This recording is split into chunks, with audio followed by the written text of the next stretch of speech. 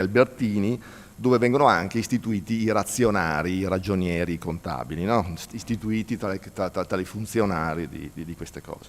E lì comincia col maestro Lotto l'insegnamento degli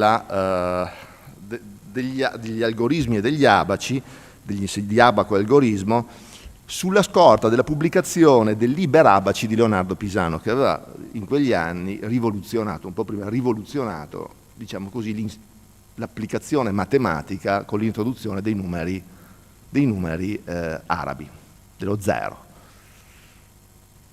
Arriviamo quindi a voi, al periodo di cui vi occupate, quindi quando c'è già una tradizione di insegnamento matematico e nel 1420 riusciamo a ricostruire una serie proprio di maestri di abaco a Verona, maestri comunali, sono stipendiati dal comune e sono prevalentemente toscani. Arriva però, forse il periodo quello dove si sposa Guarino, no? Si vede che il periodo è felice, e da lì a poco nascerà una grande disfida a Verona tra uno dei grandi best seller dell'epoca, che è questo qua, che abbiamo conservato qui in Accademia. Io volevo anche un po' fare la pubblicità progresso della biblioteca accademica, che è la Scala Grimaldelli. Questo libro ha un enorme successo, un libro di aritmetica mercantile, che dice che per arrivare a un livello di conoscenza aritmetica occorre avere una scala. Questo libro ti dà la scala per salire alla conoscenza e il grimaldello per aprire questa serraglia forte che contiene l'informazione. Lì in quel periodo insegnano, uno a Domus Mercatorum e uno al comune, anche Niccolò Fontana, che forse non vi dirà molto, ma vi dirà per il soprannome, che è Tartaglia. Tartaglia insegna a Verona matematica. Tartaglia è quello del triangolo di Tartaglia, che abbiamo fatto tutti, insomma, in età scolare precoce. Cosa per dire questo? La scuola è economia, cioè senza scuola non si fa economia, o meglio la scuola forse potremmo dire che è indicazione dell'economia, perché l'insegnamento della matematica, come ci insegnavano, e della ragioneria dimostra l'esistenza di un'economia, diciamo così, vivace. E la scuola è lo strumento per insegnare certamente anche il greco, ma certamente anche per dare quegli strumenti che poi fanno sì che possa venir meno quell'ignoranza che spesso è causa di miseria. Vi auguro buon lavoro da parte dell'Accademia e siamo veramente felici di ospitarvi e sono curioso di questi inediti manuali d'abaco. Buon lavoro.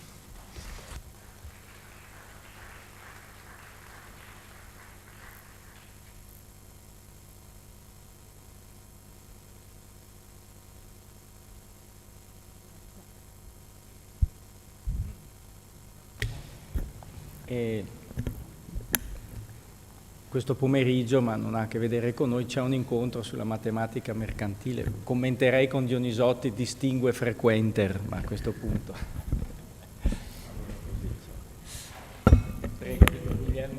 Ecco, sì. Dunque, allora apriamo la sessione di questa mattina, quindi chiamo il professor Bottari che presiederà la prima sessione. Sì, magari facciamo appunto una relatrice alla volta, quindi iniziamo. Benissimo.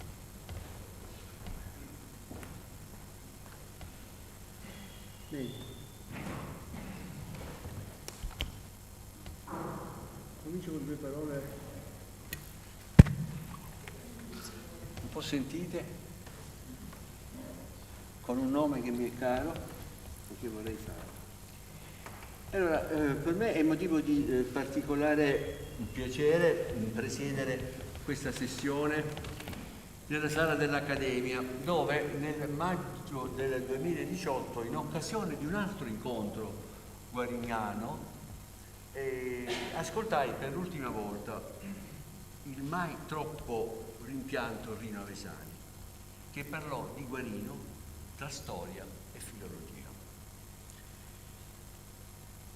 Eugenio Garen, che osservava che non bastano per ricostruire la figura e la cultura di Guarino, non bastano le sue opere più diffuse, mentre interesserebbe vedere meglio il suo modo di leggere gli autori. Si vorrebbe cioè capire più a fondo il senso della sua produzione. Guarino, dico solo 2 parole per introdurre il primo intervento, è lo studioso di grammatica, di ortografia, che ha affrontato Manuele Crisolora, rendendolo più accessibile, più commestibile in lingua latina. È l'acuto osservatore delle lingue classiche che riconosce al maestro bizantino il merito di avere purificato la lingua latina, di averle ridato la vitalità proprio attraverso il greco, come tra l'altro si legge in una lettera al figlio Niccolò e come ha raccontato da par suo Antonio Rollo. Paola La Barbera relazionerà ora sul trattato sugli spiriti di Guarino, Peridaseias, benissimo, Peridaseias kai Psiles, da cui ha già pubblicato una edizione critica, lavorando su diversi manoscritti, come il parigino greco 388, se non ho visto male, e dimostrando anzi in proposito la presenza attiva del Veneto e di Verona in particolare, in cui la biblioteca capitolare e Scipione Maffei hanno avuto un ruolo importante. Sono, secondo me, elementi preziosi e molto suggestivi da tenere presente.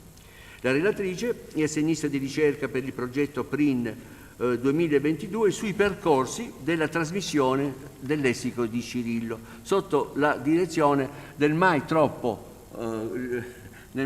amato Paolo Scattolin. Ha conseguito il dottorato di ricerca a Venezia in cotutela con la Sorbonne Université, occupandosi della tradizione delle sentenze dello Pseudo-Fucilide in vista di una nuova edizione critica. Contemporaneamente lavora a un progetto per l'edizione critica di un corpus anonimo di epistole umanistiche per le belle lettere. Ti passo la parola. Grazie mille per la presentazione e grazie mille agli organizzatori per la possibilità di essere qua. Mi sentite? No. Così va meglio? Ecco, allora, dunque, quello appunto di cui vorrei parlare oggi è il trattato sugli spiriti di Guarino Veronese, di cui diciamo, la composizione può essere inquadrata nell'ambito di quell'iniziativa di ripresa del materiale del maestro, quindi di Crisolora, di cui Antonio Rollo ci ha già dato tutte le coordinate utili ieri. Quello che però io vorrei guardare precisamente è la storia del testo, quindi come possiamo ricostruire o diciamo comprendere meglio la circolazione di questo testo con possibilmente ecco,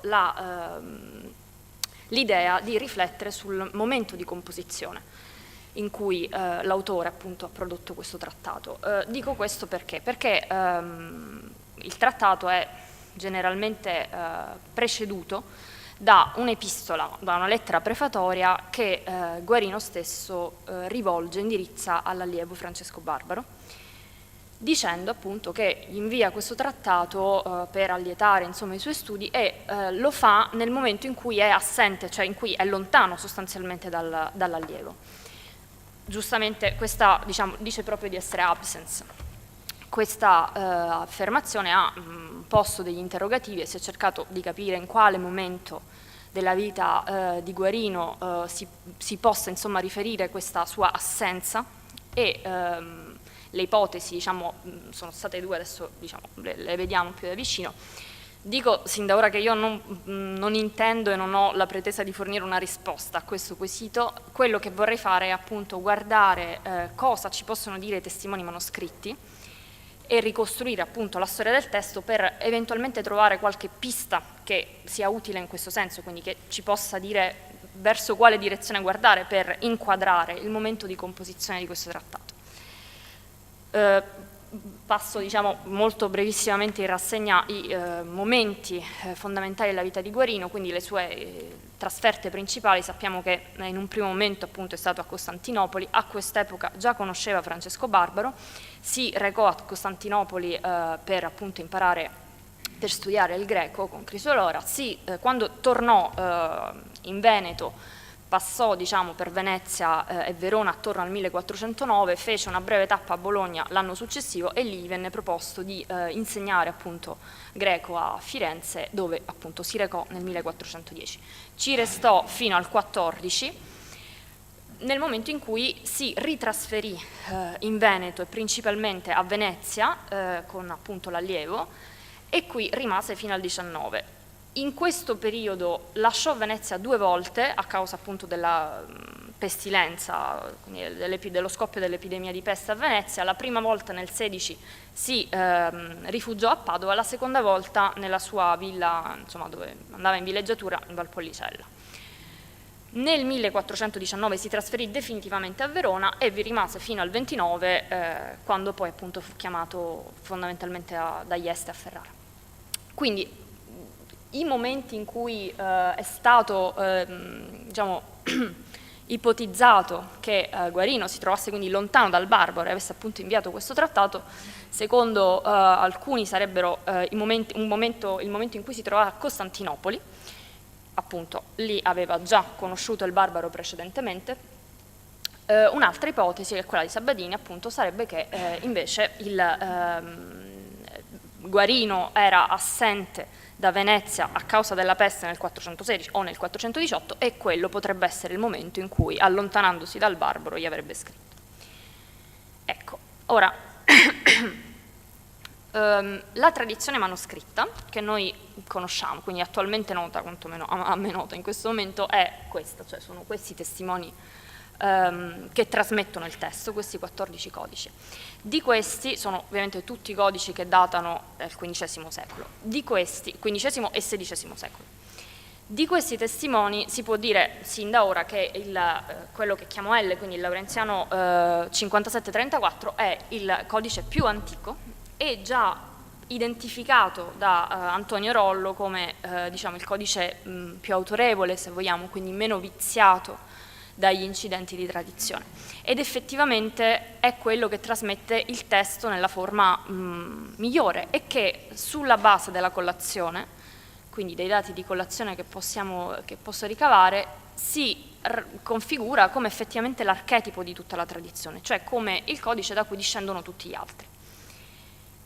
E tutti gli altri testimoni possono essere suddivisi in 2 famiglie, quindi in 2 gruppi. Che si distinguono ovviamente per la facies testuale in primo luogo, ma si distinguono anche per un'altra caratteristica. Allora, tutti i testimoni del primo gruppo sono riconducibili all'area veneta oppure all'area lombarda, cioè sono tutti stati prodotti, confezionati e copiati in queste zone. Cosa che non si può dire invece del secondo gruppo. Allora, per dare qualche esempio dell'origine appunto dell'Italia settentrionale e quindi o veneto-lombarda di questi codici, il primo che si può presentare è un testimone, un codice patavino conservato alla Biblioteca Universitaria di Padova del 983, databile alla seconda metà del XV secolo. Già Niccolò Zorzi e Ciro Giacomelli hanno ricondotto la produzione del codice in Veneto, precisamente a Padova, dove del resto il codice poi è stato trovato nel XVII secolo e qui è rimasto. È composto da 5 unità, di cui la terza è completamente greca, quindi trasmette il trattato guariniano, alcuni escerti di Crisolora e alcune orazioni di Socrate, e è copiato da questa mano occidentale che appunto in questa pagina vediamo copia qua c'è la lettera prefatoria sostanzialmente al Barbaro. Diciamo, la possibilità di ricondurre la copia, la produzione di questo codice in Veneto è confortata all'analisi delle filigrane che proprio in questa unità, almeno in questa unità precisa, grazie mille,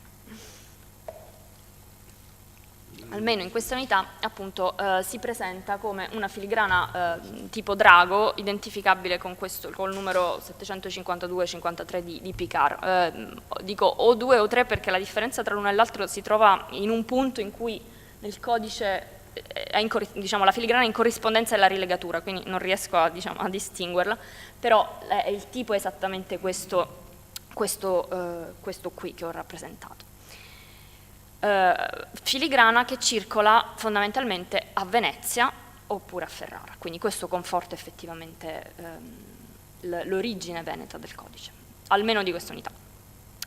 Un altro testimone è un codice conservato, oggi forse dovrei fare così, ecco, è un codice conservato negli Stati Uniti, a New Haven, un codice molto bello, un codice di lusso, come dimostra questo apparato decorativo molto ricco, il fatto che nonostante sia copiato all'inizio del XVI secolo è un codice in pergamena. Questo è il primo foglio di tutto il codice con appunto la miniatura e poi vi ho portato il primo foglio del trattato, anche qua preceduto dalla lettera al barbaro. Allora, non sappiamo molto del copista, se non che appunto è di origine occidentale, probabilmente italiano, ma qualche informazione in più ci viene data dallo studio della rilegatura. Chi si è occupato quindi i codicologi che si sono occupati della legatura del codice hanno sottolineato che si tratta di una legatura realizzata attorno al 1500.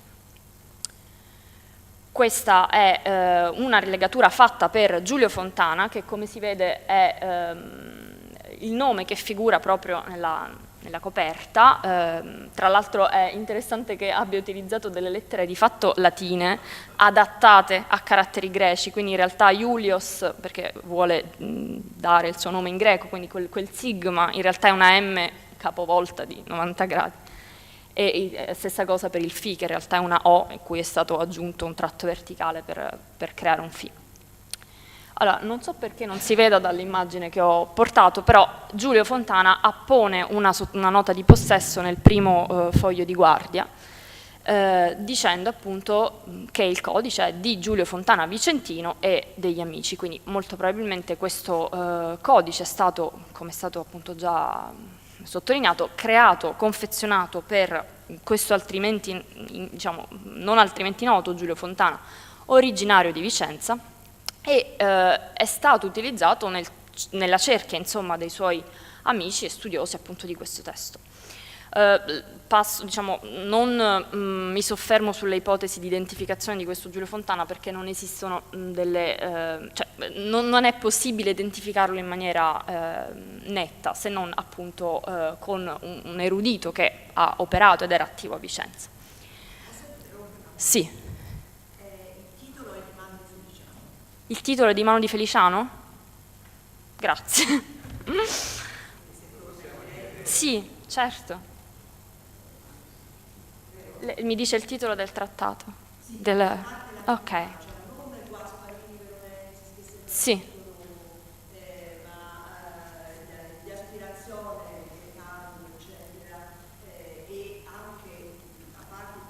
Sì.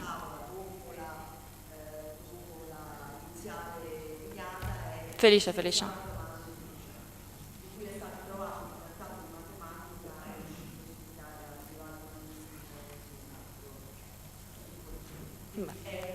Grazie mille, è Veneto. Ecco, allora, aggiorno dicendo che il codice è più sicuramente veneto, è appartenuto a questo Giulio Fontana di origine non fiorentina, adesso di origine vicentina. Certo, sì, assolutamente. Sì, grazie. Ecco. Quindi in realtà la rilegatura non è coeva alla copia, è fatta successivo un po' dopo, perché se la rilegatura è datata all'inizio del 1500 non lo so, non me ne intendo, ma potrebbe essere anche coeva. Ok. Bene, questo stesso copista copia anche un altro codice, è lo stesso. Ah. Ok. Quindi va ricondotto anche diciamo, a questo contesto anche quest'altro codice che è conservato a Napoli, Biblioteca dei Girolamini, e che è un codice gemello dell'altro, quindi testualmente è lo stesso, non c'è, diciamo, fatti in serie, anche la decorazione è più o meno la stessa, quindi io non l'ho visto questo, cioè non l'ho visto tutto, ho visto soltanto la riproduzione di questi fogli qua, però risulta identica a quella del codice Marston, almeno nella sua presentazione esterna. Ecco.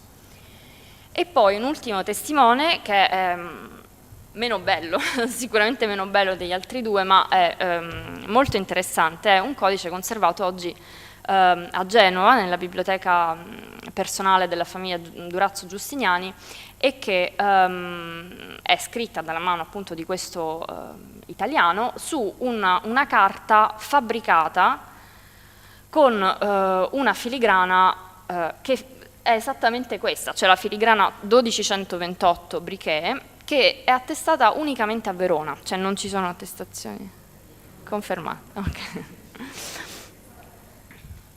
Ecco, questo modello di filigrana, così per diciamo, portare anche un parallelo, figura anche in un altro codice parigino greco 2552, che non è un testimone del Trattato di Spiriti, ma che è una miscellanea grammaticale, che presenta appunto la filigrana con una divergenza minima, questa è 1227, quella era 1228, e che è appartenuta proprio a Francesco Barbaro, si tratta di un codice del Barbaro. Quindi questo diciamo, localizza la produzione appunto in Veneto. Ecco, quindi questi sono i testimoni principali di questo gruppo che sono stati prodotti in quest'area, nell'area veneta. Si può forse, però questo non lo so, si può aggiungere forse il Vaticano Greco 32, comunque questo è un codice copiato, come Antonio Rollo ha diciamo, già detto, identificato alla mano appunto da Giovanni Lamola, che è allievo di Guarino Veronese. E poi gli altri codici appunto rimasti sono tutti codici che invece sono stati prodotti in area lombarda e principalmente nel milanese. Sono due codici ambrosiani F14 e C16 Superiores che sono copiati da un allievo non identificato però di Francesco Filelfo, altri due codici, un marciano e un romano di un altro allievo di Francesco Filelfo ma questa volta identificato, quindi Agostino Dati. Tra l'altro nel codice romano interviene la mano di uno degli allievi di Filelfo che si ritrovava già nell'ambrosiano F14 Superior, che in realtà è copiato da più mani, diciamo, la maggior parte di queste sono mani di allievi di Filelfo. E infine un codice che si trova a Bergamo, che è legato agli ambienti di Demetrio Calcondila, agli anni diciamo, milanesi di Demetrio Calcondila, per quanto riguarda almeno la retorica di Aristotele che il codice trasmette.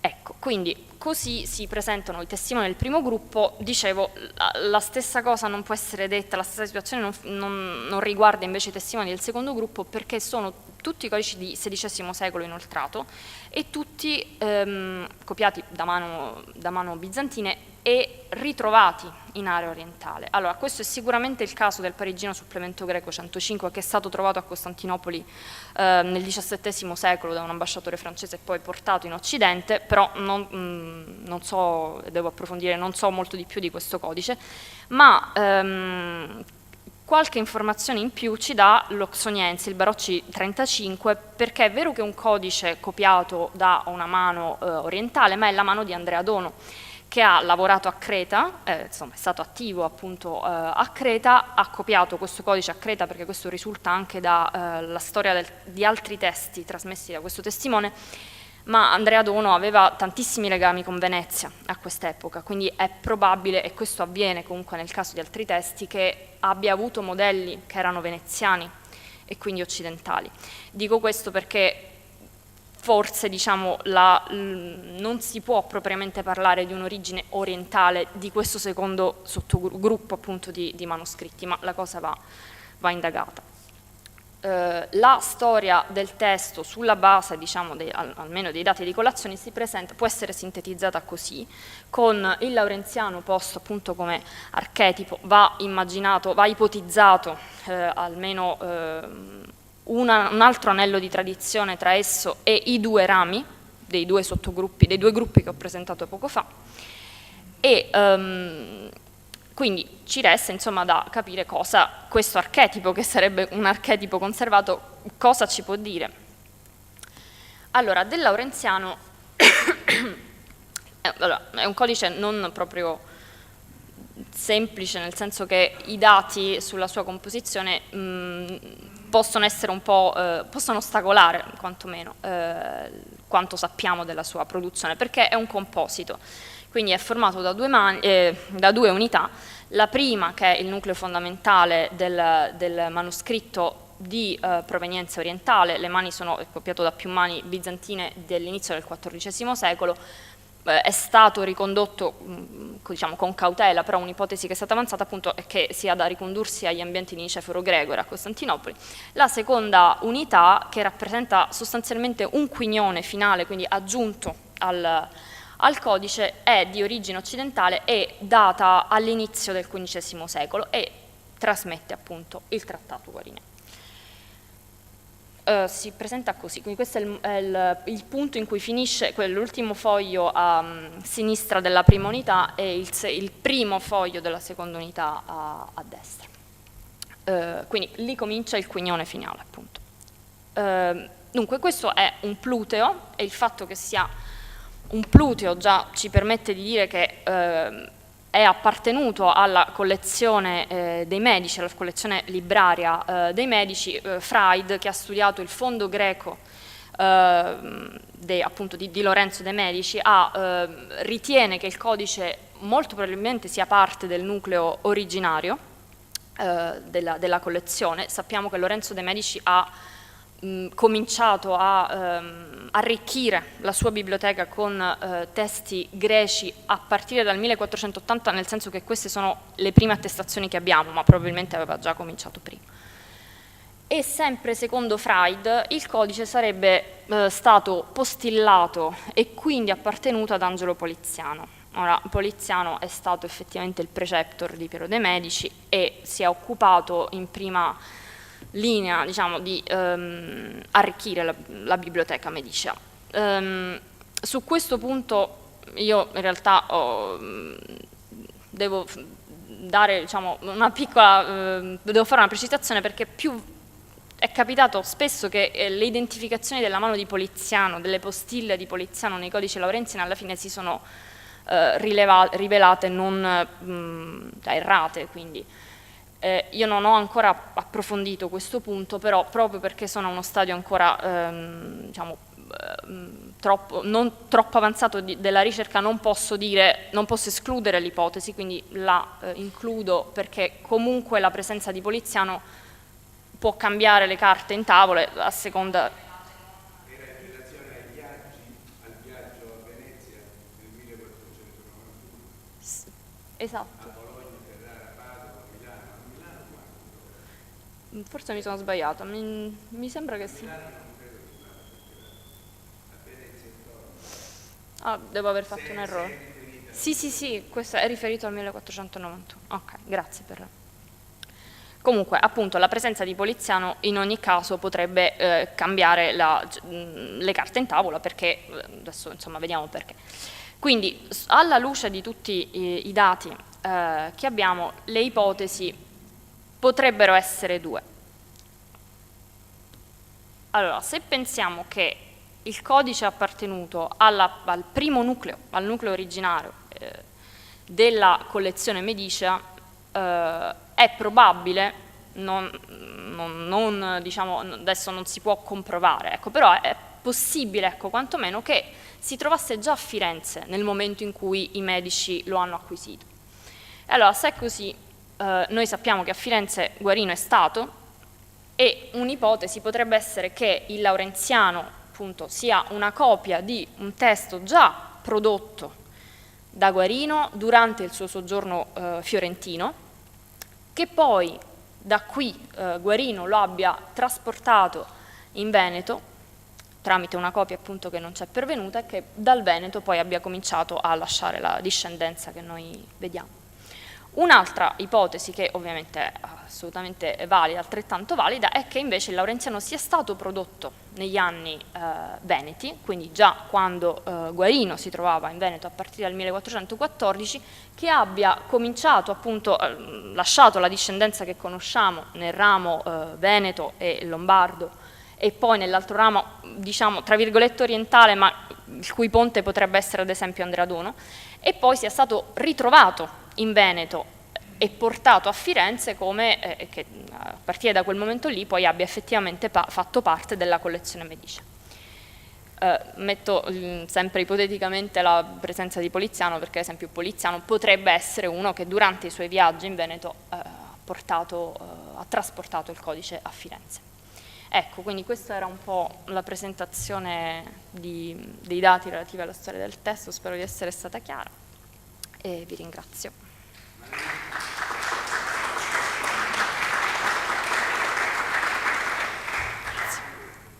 Ringraziamo la dottoressa, la relatrice che ha affrontato e sta affrontando un problema molto complesso. Siamo anche contenti perché attraverso questo suo excursus ci ha permesso di rivedere una mano, quella di Feliciano, e sempre queste sono cose belle. Quello pone un problema perché chi ha avuto più su quei manoscritti esatto. cronologico dice da vedere. Sì, è da rimettere in... Sì, infatti, sì. La definizione, possiamo farla ora la discussione? Però dovete garantire di non penalizzare gli altri. No, facciamo il problema è che siccome ci siamo accesi su per farlo bene la riduciamo. Ecco, una cosa misurata, Cioè, il problema è che a diversi livelli, anzitutto c'è il problema che sul versante del poliziano io non vedo chiarezza. No, non c'è. Perché vede, Poliziano fa il viaggio da Firenze, appena termina il corso sul Pedone, parte insieme con Chico della Mirandola e fanno questo lungo percorso. A Milano non mi ricordo, non mi pare che vada. Mi sono sbagliata, evidentemente. Il problema è però che lui, di tutto quello che ha trovato come libri, lui ha annotato, c'è l'odeforico, cioè bisogna, diciamo che se lei prepara un'ipotesi di questo tipo, bisogna che lei trovi una minima indicazione nell'odeforico, cioè qualcosa, per esempio un codice che viene nominato perché lui è abbastanza accurato, anche perché probabilmente pagava Lorenzo e per questo lui annotava. Io ho fatto vedere, diciamo, le postille. Quindi annotava sia per desiderio suo di sapere, ma anche perché per giustificare, per avere delle pezze d'appoggio.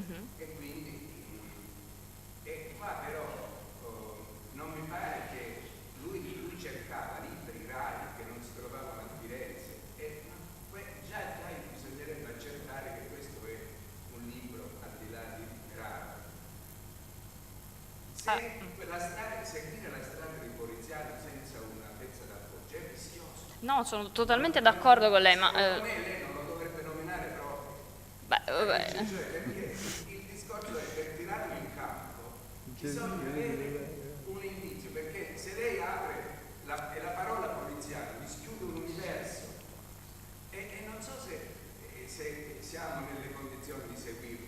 No, probabilmente non lo siamo. Io premettevo questo, cioè che ho diciamo, portato anche questa ipotesi perché il codice è stato considerato come postillato. Ma non si può andare e diciamo, fare un'ipotesi assolutamente precisa, capisce? Sì. Perché ho comprato là, preso qua, cioè una cosa molto importante dei nostri studi è quello di mantenersi nell'ambito di una possibilità, ecco, non decidere dove è successo l'episodio, perché non si arriverà mai a fare. Però probabilmente lei riceveva diciamo una serie di ipotesi. Ecco, molte Sì. No, ma al di là Sì, del non... poliziano, cioè, il problema della datazione di quel fascicolo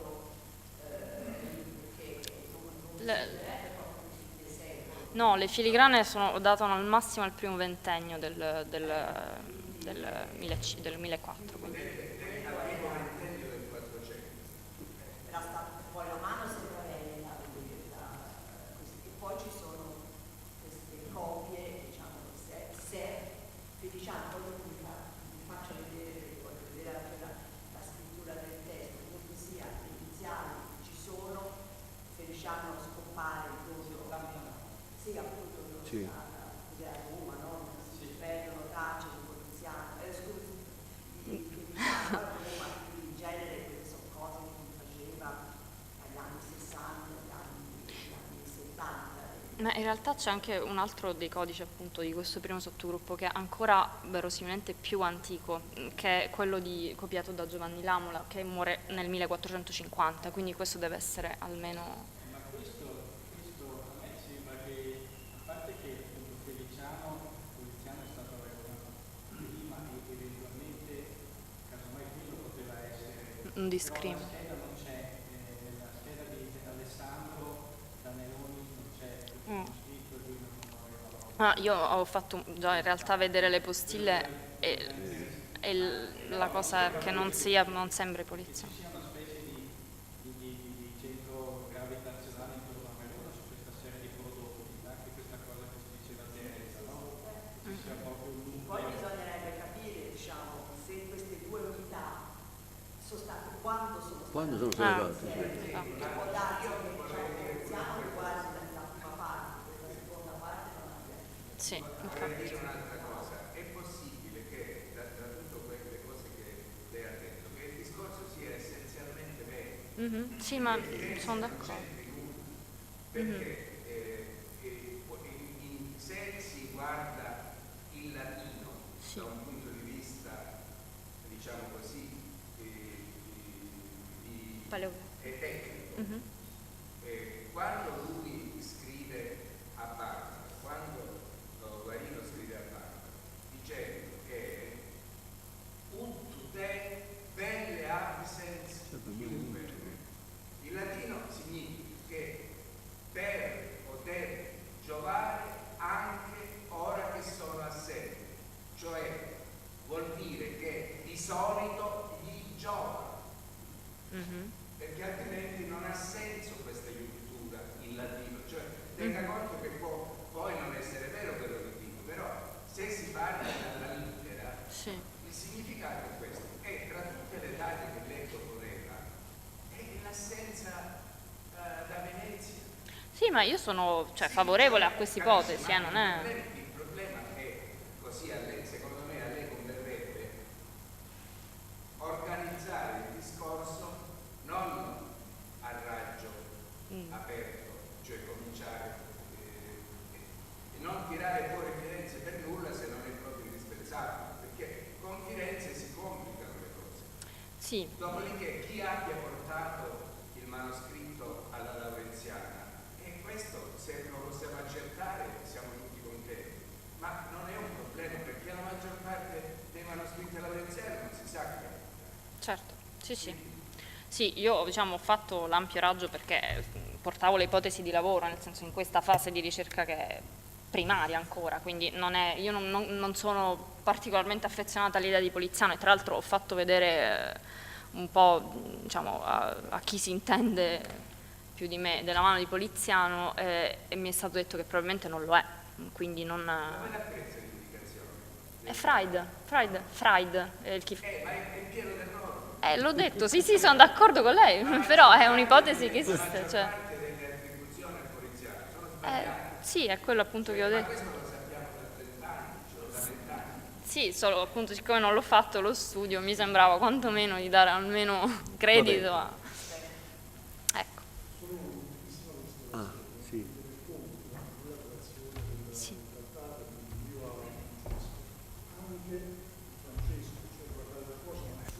Dal punto di vista...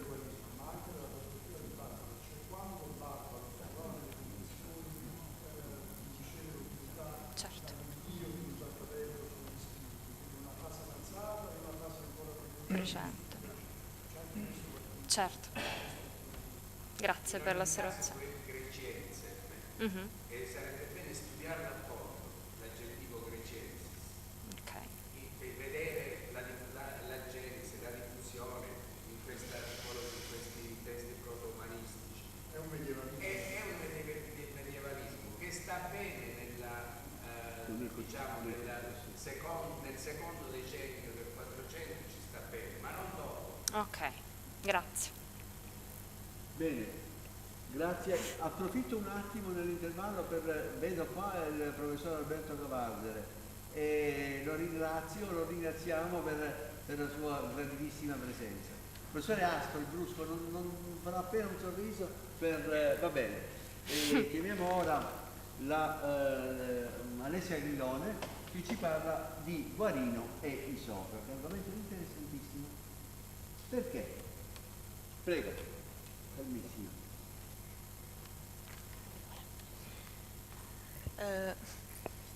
Mi sentite? Sì. Ok.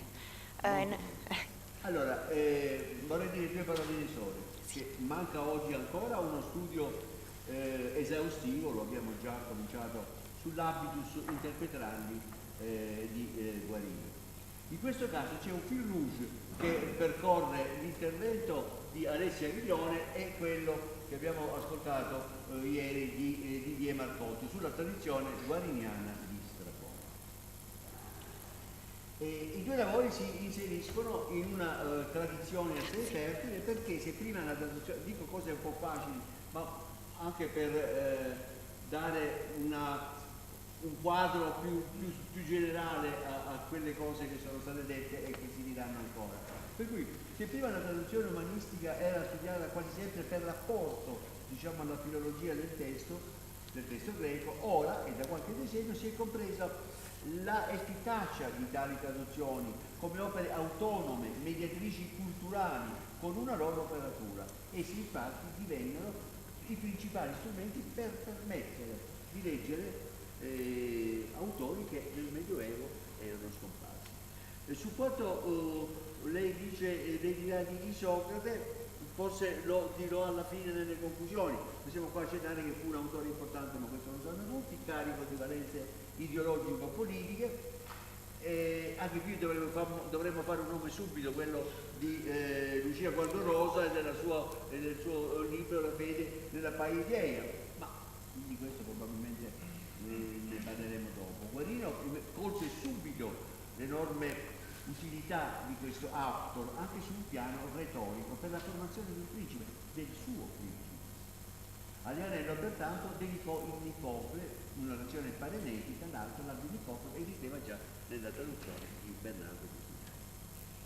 Alessia Grillone, alla quale ora cederò la parola, ha pubblicato la traduzione dell'Ipoclisi Socrateo di Guarino Veronese, introduzione, edizione critica e commento Berlino 2023. Ha conseguito anche lei il dottorato presso il Dipartimento di Studi Umanistici dell'Università di Torino. Devo ancora conseguirlo, ma... Vale per l'augurio, della Sorbonne Università. Attualmente lavora al progetto Binari, che è un progetto di digitalizzazione per l'edizione digitale delle traduzioni latine e umanistiche dell'etica di Aristotele nei manoscritti della Nazionale Italiana. A lei.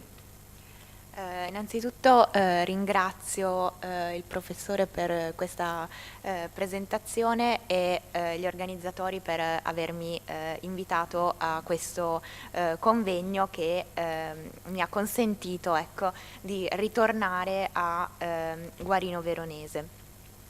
In questa sede tenterò di mettere in luce l'aspetto di novità e originalità finora trascurato delle versioni isocratee del Veronese, cioè il fatto che lui le concepisse come un elemento costitutivo di un progetto pedagogico con chiare finalità politiche. Pertanto, dopo aver illustrato tale disegno, cercherò di dimostrarne l'unicità attraverso il confronto con altri traduttori di Isocrate del XV e del XVI secolo. Infine sottolineerò la specificità delle versioni isocratee di Guarino in rapporto a quelle da Plutarco e il legame indissolubile tra la sua attività versoria e quella pedagogica. Nell'umanesimo, come già ha accennato il professore, Isocrate godette di una grande fortuna, soprattutto per la sua concezione della paideia, affine all'ideale umanistico di un'educazione retorica che fosse al tempo stesso guida politica ed etica. Perciò, all'interno della produzione isocratea, gli umanisti mostrarono di apprezzare soprattutto le orazioni cipriote, ad Nicoclem, Nicocles ed Evagoras, e lo spurio ad Demonicum. Infatti, questi scritti...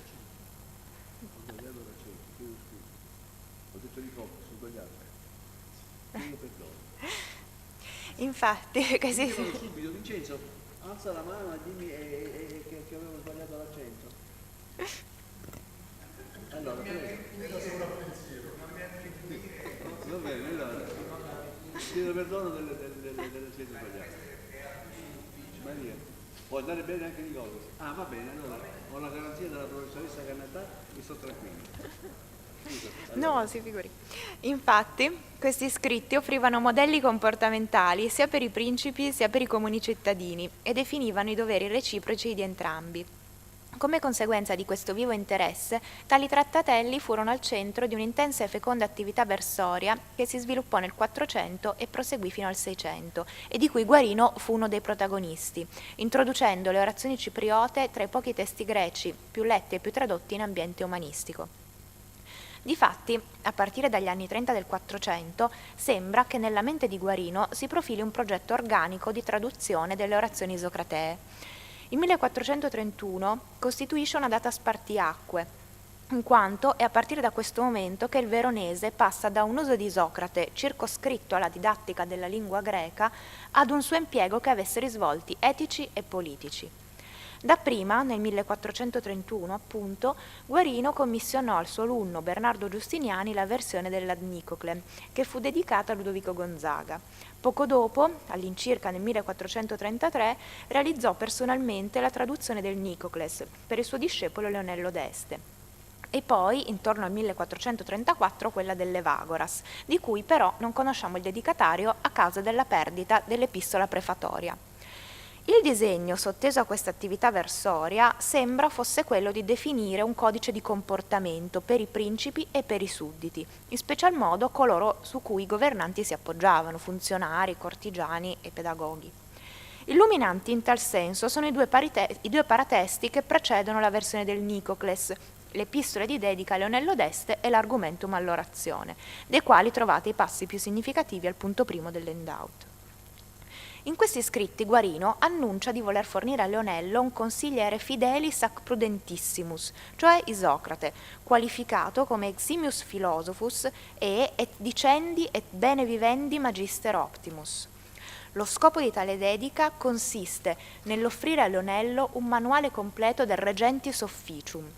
Al livello con cui Isocrate, directo sermone, istruisce Nicocle sui suoi doveri nei confronti dei suoi sottoposti, cioè l'Ad Nicocle, scritto che il marchese già legge nella traduzione di Giustiniani, egli può rassociarvi quasi socius il trattatello in cui i sudditi, per bocca del loro stesso re, sono esortati a ottemperare i loro obblighi nei confronti del sovrano, cioè il Nicocles. In entrambi i paratesti, dunque, si mette a risalto il contenuto dei due opuscoli, mentre gli aspetti stilistico-retorici, che pure avevano un ruolo fondamentale nella visione umanistica, sono lasciati in secondo piano, anzi, non vengono proprio menzionati. La scelta guariniana dei testi sembra quindi poggiarsi unicamente sugli argomenti in essi trattati, i quali sono connessi alla funzione politica del dedicatario, al punto che le due orazioni vengono a costituire una sorta di prontuario, di manuale di governo, di cui Leonello è esplicitamente invitato a servirsi nell'esercizio del suo potere. Di conseguenza, tali traduzioni assumono una funzione etico-pedagogica che ha una chiara istanza politica. Come accennavo, non abbiamo l'epistola di dedica dell'Evagoras, ma alla luce di quanto detto è possibile ipotizzare che anch'essa rientrasse in questo progetto e inoltre se ne può immaginare la sua funzione al suo interno. Nell'elogio del sovrano defunto, Isocrate fornisce un quadro ideale di monarca dotato di tutte le virtù morali e intellettuali necessarie per governare in modo retto e giusto, affinché Nicocle e tutti i successivi discendenti possano imitarne il comportamento. L'encomio di Evagora verrebbe così a completare tanto l'ad Nicoclem quanto il Nicocles, offrendo da un lato un'esemplificazione concreta di buon sovrano e a posteriori, mentre l'ad Nicoclem si rivolge a un futuro monarca, dall'altro mostrando la riconoscenza e la benemerenza dei sudditi in vita e post mortem nei confronti di un regnante moralmente ineccepibile. Dunque, il trittico delle orazioni cipriote sarebbe riunito e sfruttato da Guarino in vista di uno scopo pratico, cioè istruire il discepolo sull'arte di governare, esaminata da ogni possibile angolazione. Infatti, è sulla complementarietà dei due trattatelli che Guarino insiste, sia nella dedica sia nell'argumentum al Nicocles. Il governo del sovrano deve fondarsi tanto sul merito del monarca quanto sul consenso dei sudditi, quest'ultimo ottenuto in virtù del primo, come chiarisce Nicocle stesso nell'orazione attribuitagli da Isocrate, è il punto 2 dell'Endaut. Entrambi gli aspetti sarebbero, a mio giudizio, riuniti ed esemplificati attraverso un'altra figura di sovrano e da una prospettiva postuma nell'Evagoras, la cui traduzione verrebbe così a chiudere il cerchio. L'importanza di tale disegno si può dedurre dal fatto che essa sembra costituire un elemento di novità e di originalità all'interno del panorama delle versioni isocratee di epoca umanistico-rinascimentale. Infatti, il veronese è il primo ad aver concepito un progetto organico di traduzione dei tre trattatelli, al fine, esplicitamente dichiarato, di creare un percorso ideale che illustrasse da ogni punto di vista gli aspetti dell'arte di governo. Non solo, non sembrano nemmeno potersi rintracciare altre operazioni assimilabili a questa per il XV e per il XVI secolo, il che rende il progetto di Guarino un unicum, per così dire. Infatti, volendo andare a ricercare dei paralleli, nella prima metà del 400, allo stato delle attuali conoscenze, risulta che nessun umanista abbia tradotto congiuntamente le tre orazioni cipriote o solo quelle rivolte a Nicocle, e neppure le tre parenetiche o due di esse variamente associate, ad eccezione di Lapo da Castiglionchio, il quale offrì nel 1436 l'Addemonicum al cardinale Prospero Colonna e nel 1437 l'Ad Nicoclem e il Nicocles al cardinale Francesco Condulmer. Tuttavia, a mio giudizio, il senso per cui Lapo scelse di inviare proprio tali testi a questi specifici destinatari è differente rispetto al significato loro assegnato da Guarino, e ciò per diverse ragioni che si evincono dalle lettere di dedica, i cui passi più pertinenti ritrovate al punto 3 dell'Endaut. Innanzitutto, le dediche di Lapo hanno come fine ultimo quello di assicurarsi la protezione e il sostegno economico dei due magnati. A tal scopo l'umanista si rivolge a dei personaggi già affermati in politica, sebbene essi non rivestano ruoli di comando apicali.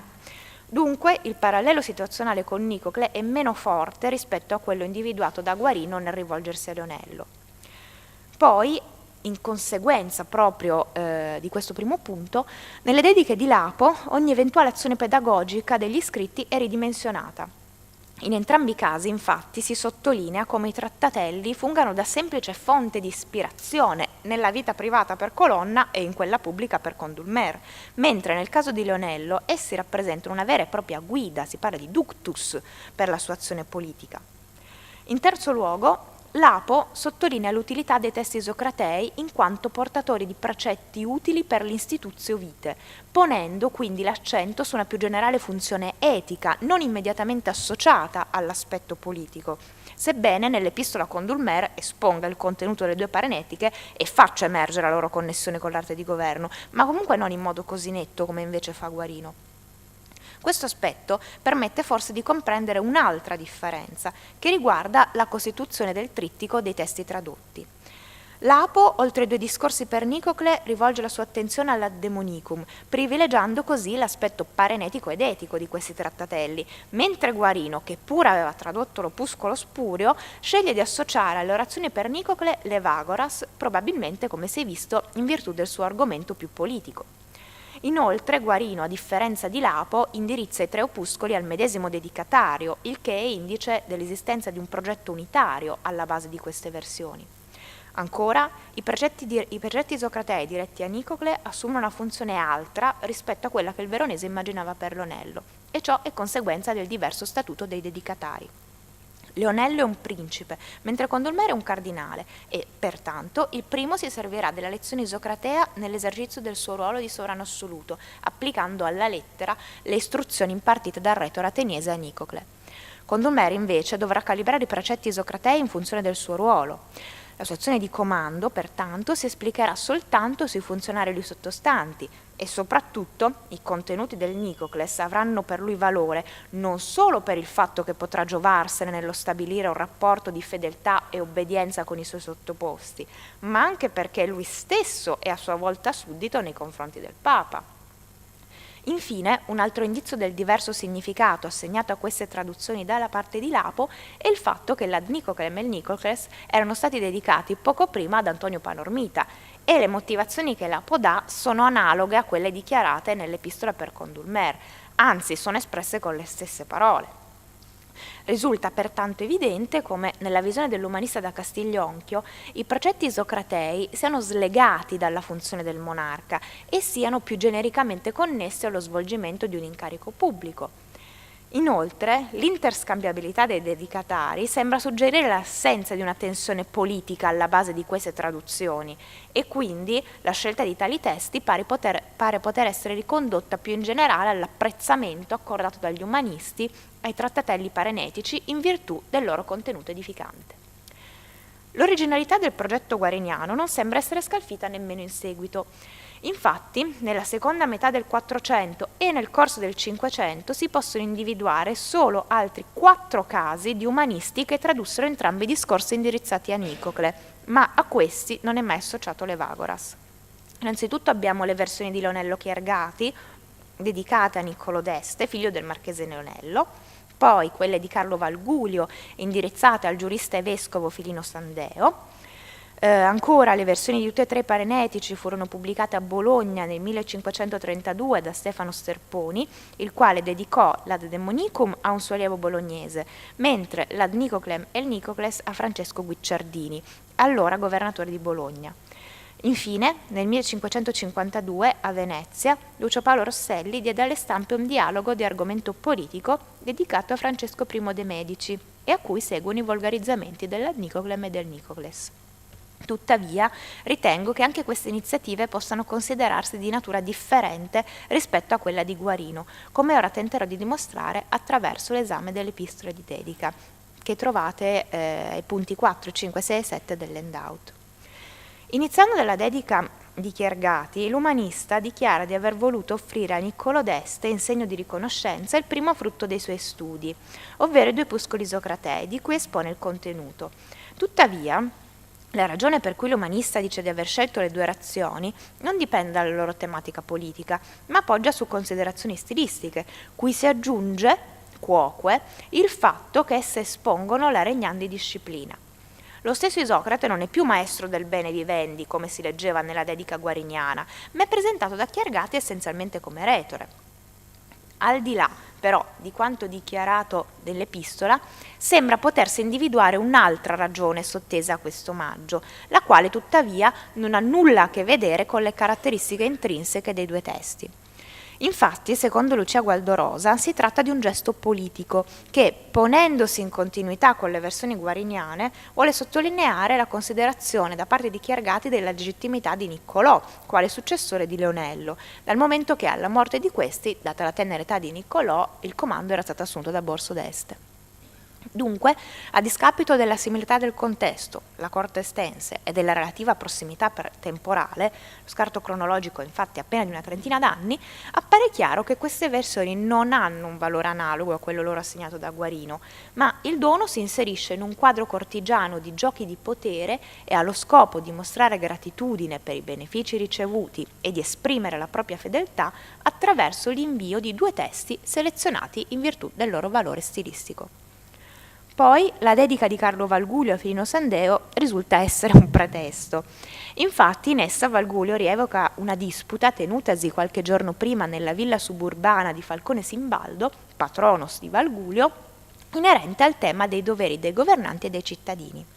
Dal momento che l'esposizione di Simbaldo era stata eccezionale, Valgulio afferma di volerla far conoscere a Sandeo, ma a causa delle sue ridotte capacità mnemoniche come scrittore ha scelto di tradurre due opuscoli isocratei, affinché Sandeo, dopo averli letti, gli sentisse persuaso di aver ascoltato parlare lo stesso Simbaldo, ad eccezione dei precetti concernenti la fede cristiana.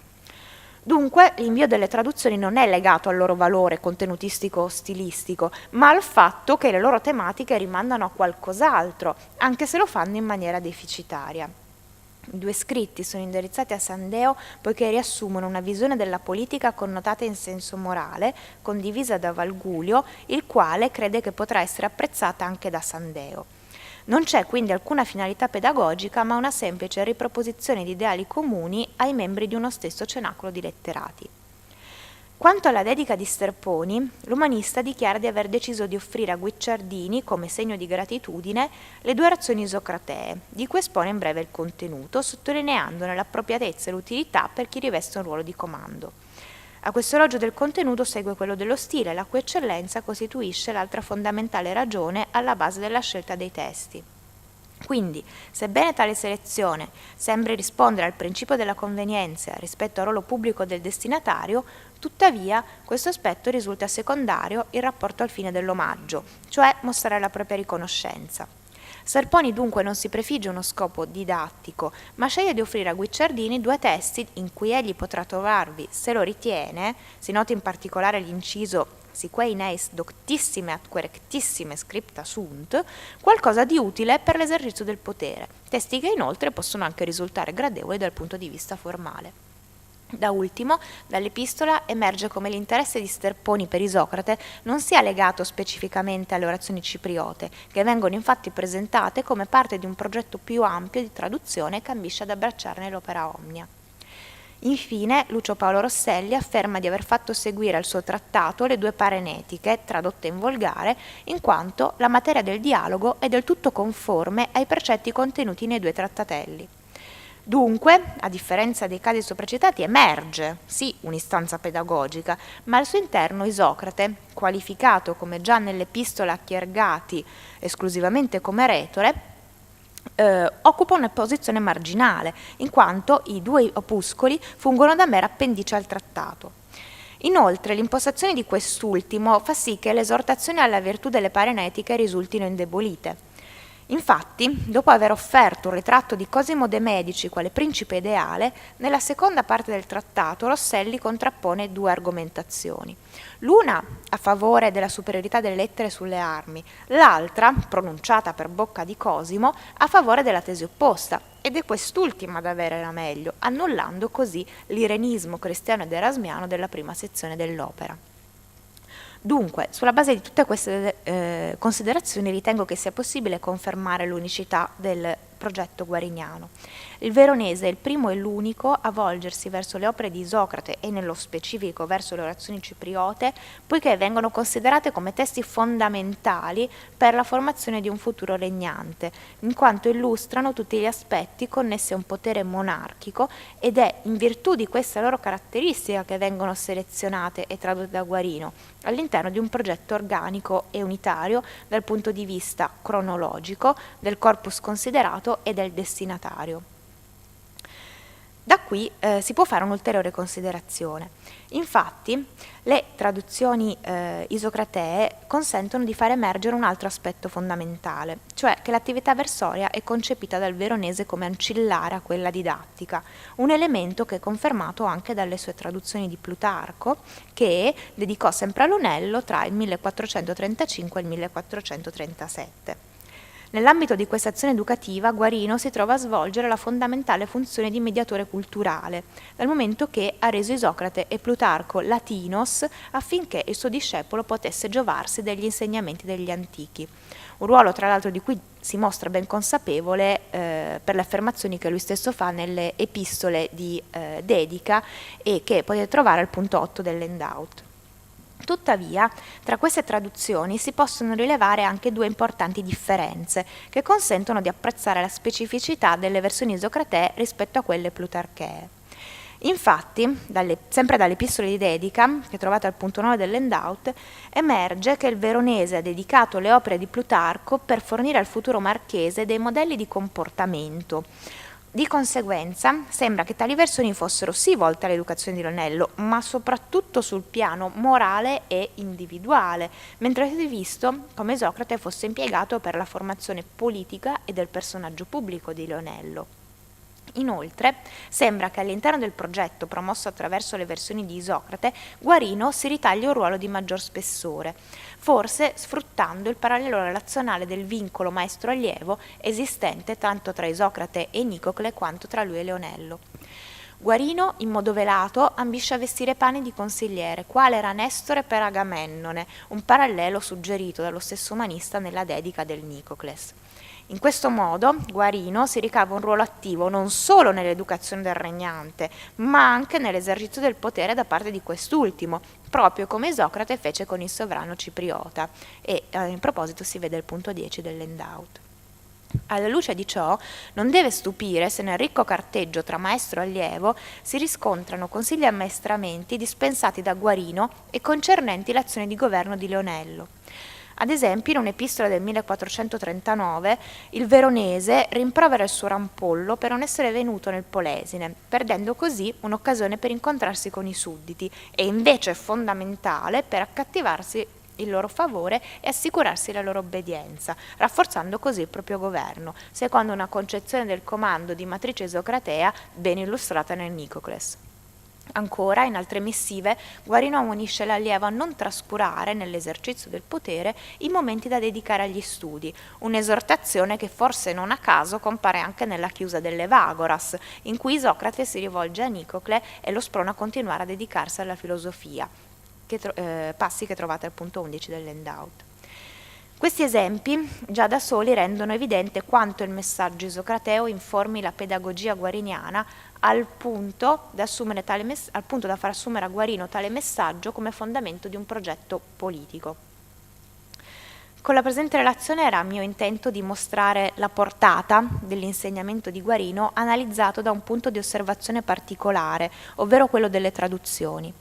L'attività versoria del veronese appare connessa in modo indissolubile alla sua azione pedagogica, che nel caso specifico delle traduzioni di Isocrate assume una connotazione eminentemente politica, la quale costituisce l'aspetto di novità e di originalità dell'attività versoria guariniana rispetto al panorama delle traduzioni isocratee del 4 e del 500.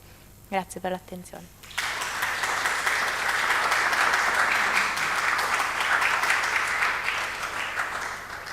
Grazie per questa relazione chiara, presa da sensibilità ideologico-politica, e diamo ora la parola. Sì, volevo fare una proposta, visto che abbiamo anticipato la discussione prima e ci sarebbe il catering che ci aspetta per la pausa, forse potremmo fare la pausa adesso e posticipare, può andare bene, e posticipare i 3 interventi dopo. Ma è pausa più opportuna, per calmare gli animi.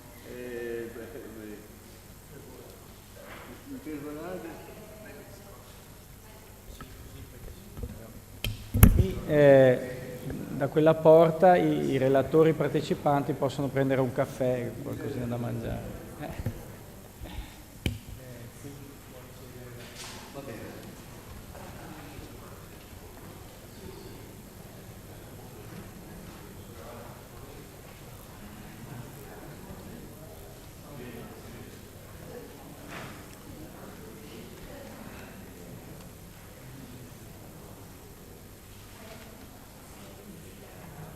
Vado a salutare il professor Alberto Cavarzere, che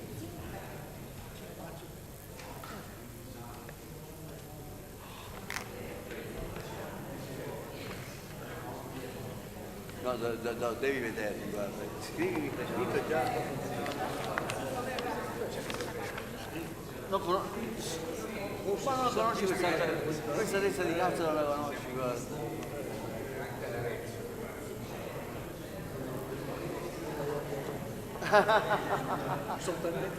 Siamo fratelli. Grazie Ciccio, guarda che bello, guarda. Guarda che meraviglia. Che meraviglia.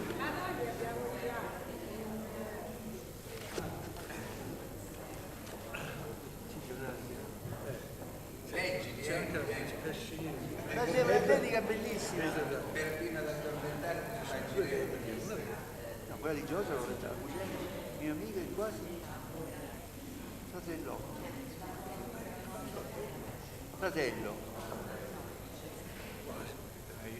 Mamma mia. Bravissimo. Senti come mi trovo? Come sono? Lento? Vado bene? Ma è elicottero o elicottero? Quindi ho sbagliato oggi. Perché Maria Fera mi diceva di sì? Aspetta, andiamo a venire sul caffè. Il video è elicottero.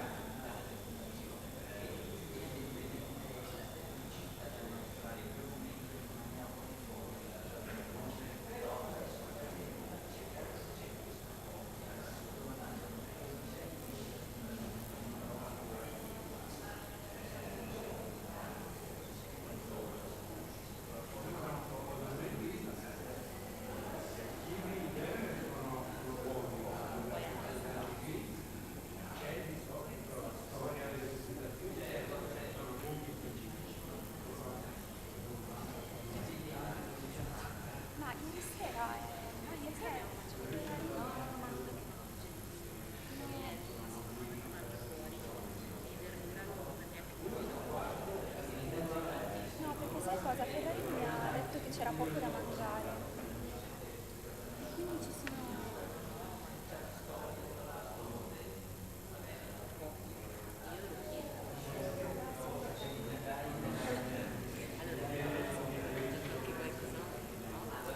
Cioè mi hanno detto che si sono lamentati, che c'era poco da mangiare.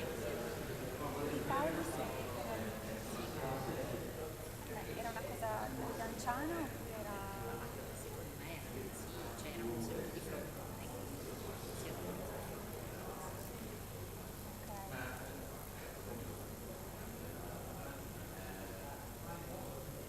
No, perché appunto, cioè, non è che posso...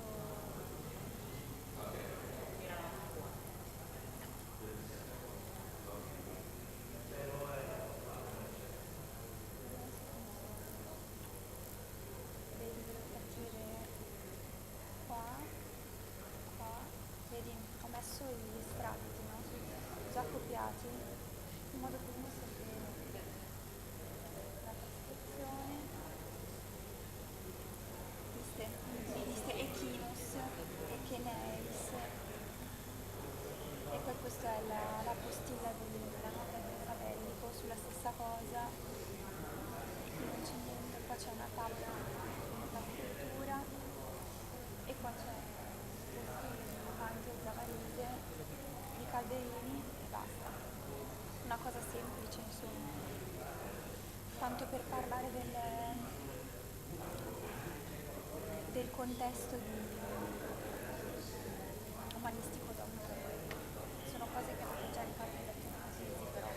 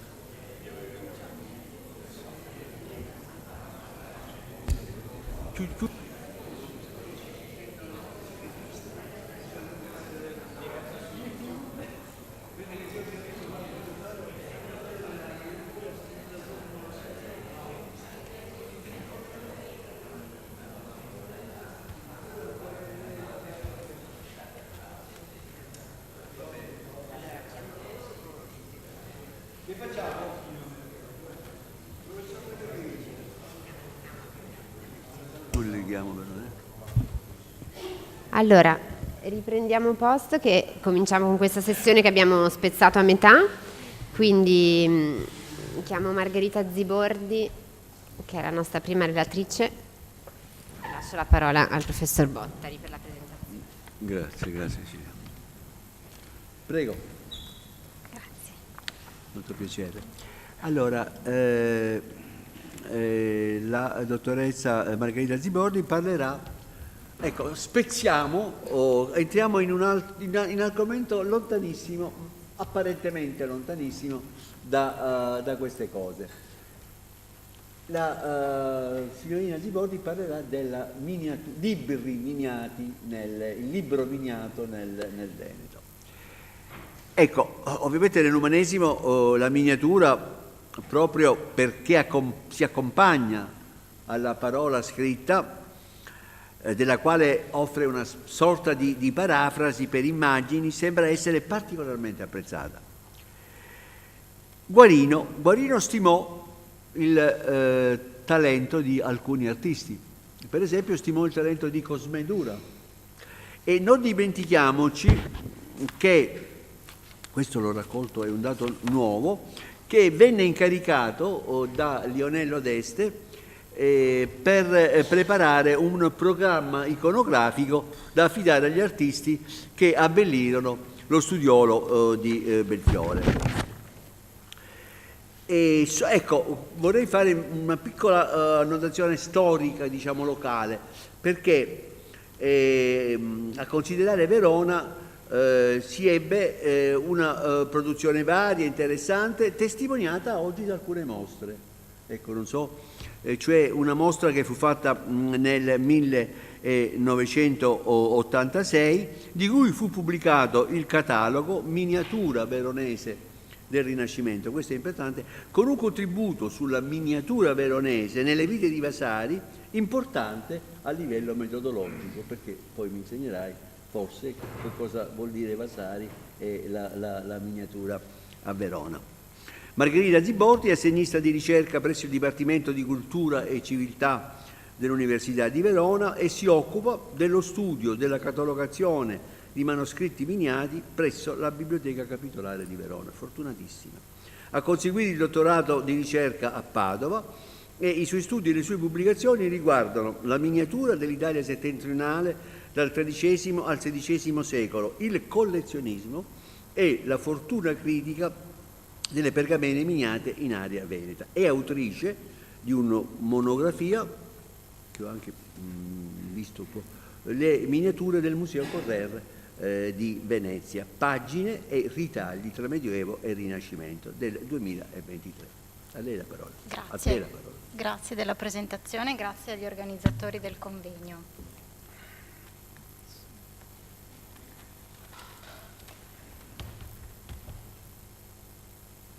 Uno dei più famosi codici del Rinascimento italiano è senza dubbio lo Strabone tradotto da Guarino Veronese, oggi conservato presso la Biblioteca Municipale di Albi.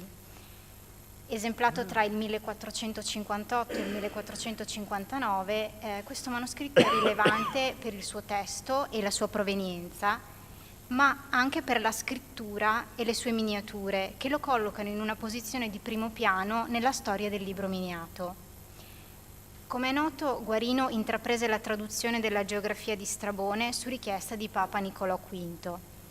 Quando quest'ultimo morì nel 1455, la traduzione non era ancora completata e fu portata a termine grazie al contributo di un nuovo mecenate, l'illustre patrizio veneziano Jacopo Antonio Marcello, cui Guarino presentò nel luglio 1458 una copia manoscritta del lavoro, che si conserva oggi a Oxford presso la Bodleian Library e di cui ci ha parlato ieri il professor Marcotte.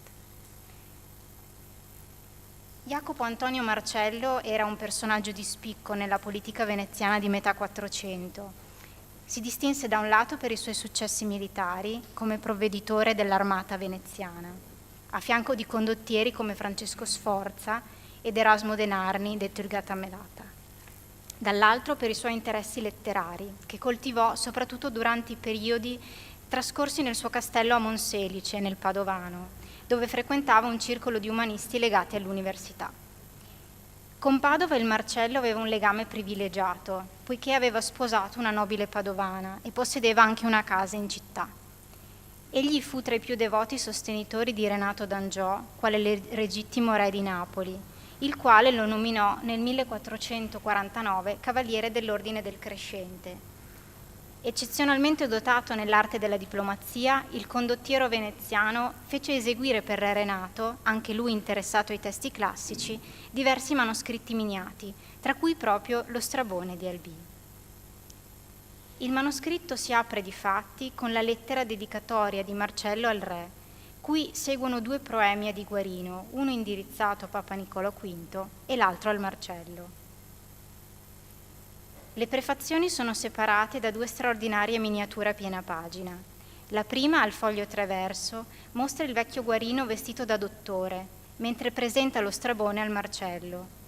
Nella seconda, al foglio 4 recto, è raffigurato Jacopo Antonio Marcello che dona lo Strabone a re Renato. Il codice di Albi è in entrambi i casi rappresentato con la sua raffinata legatura originale a decorazioni dorate, oggi purtroppo perduta perché sostituita nell'Ottocento con una sobria legatura in pelle marrone. Nella prima miniatura al centro della scena è la figura di Guarino, che si staglia con la sua toga rosso acceso contro un arco monumentale sormontato da un timpano, un richiamo agli archi di trionfo romani. L'abito del veronese contrasta in modo molto netto con la tunica di broccato dorato indossata dal Marcello. Guarino è accompagnato da 2 giovani astanti. Quello con toga e berretto porpora è stato identificato con il figlio Battista, anch'egli professore. Per bilanciare la composizione anche il Marcello è accompagnato da 2 giovani gentiluomini. Il passaggio simbolico del codice da Guarino a Marcello appare avvenire tra pari, a differenza di quello tra Marcello e Renato d'Angiò, dove vediamo il veneziano inginocchiato in segno di omaggio verso il sovrano. Re Renato siede su di un trono marmoreo, sulla cui base è l'iscrizione Clemenzie e Auguste, accompagnata dalla raffigurazione di un pacifico leone seduto accanto a un coniglio. Si tratta di un'allusione alla differenza di rango tra i 2 personaggi. La scena è affollata da cortigiani, sia vecchi che giovani. La palma fa da perno alla scena e sullo sfondo sono dipinte delle architetture perfettamente rese secondo le regole della prospettiva albertiana, come d'altronde l'arco alle spalle di Guarino nella prima illustrazione. Completano l'apparato miniato del codice 20 splendidi iniziali dipinte in corrispondenza delle partizioni più rilevanti del testo, l'incipit della dedica, dei 2 proemi e dei 17 libri in cui è suddivisa l'opera. Queste iniziali sfaccettate, campite entro uno sfondo rettangolare a un unico colore e decorate da eleganti girali fogliacei che penetrano il corpo delle lettere e si avviluppano ad esso, sono tra i più precoci esempi della cosiddetta littera mantiniana. Si tratta di una tipologia di iniziale che emula le capitali epigrafiche romane e che simula la tridimensionalità, dando l'impressione di essere forgiate in metallo, come le lettere monumentali delle iscrizioni romane. La littera mantiniana è stata così battezzata da Millard Mais, che nel 1957, nel suo libro fondamentale Andrea Mantegna as the Illuminator, ne attribuì l'invenzione alla bottega di Andrea Mantegna. L'artista infatti nei suoi affreschi agli Eremitani di Padova utilizzò appunto l'alfabeto epigrafico. L'origine della lettera mantiniana è dunque legata al contesto padovano di metà Quattrocento, quando gli umanisti andavano riscoprendo la bellezza delle iscrizioni classiche. Tale tipologia di iniziale diventerà uno stilema caratteristico della miniatura rinascimentale, soppiantando in parte quella a cappio intrecciato. Il classicismo di Mantegna fu assimilato dai libri manoscritti realizzati in ambito veneto, che divennero prodotti di gusto antiquario, a partire dalla prestigiosa copia del Chronicon di Eusebio, datata 1450 e realizzata prendendo a modello un prezioso esemplare tardo carolingio, portato a Padova nel 1436 da Basilea dal dotto vescovo umanista Pietro Donato, in occasione del concilio che egli presiedette dal 1433 al 1436. L'Eusebio del 1450, oggi conservato in Marciana, fu commissionato dal successore di Pietro Donato sulla cattedra vescovile di Padova, Fantino Dandolo, e fu esemplato dal suo cancelliere Biagio Saraceno, che lo copiò dal codice carolingio di Basilea. Come si può vedere, il manoscritto quattrocentesco rispetta, tra virgolette, filologicamente il modello nel formato e nell'impaginato, ma lo innova inserendo elementi moderni.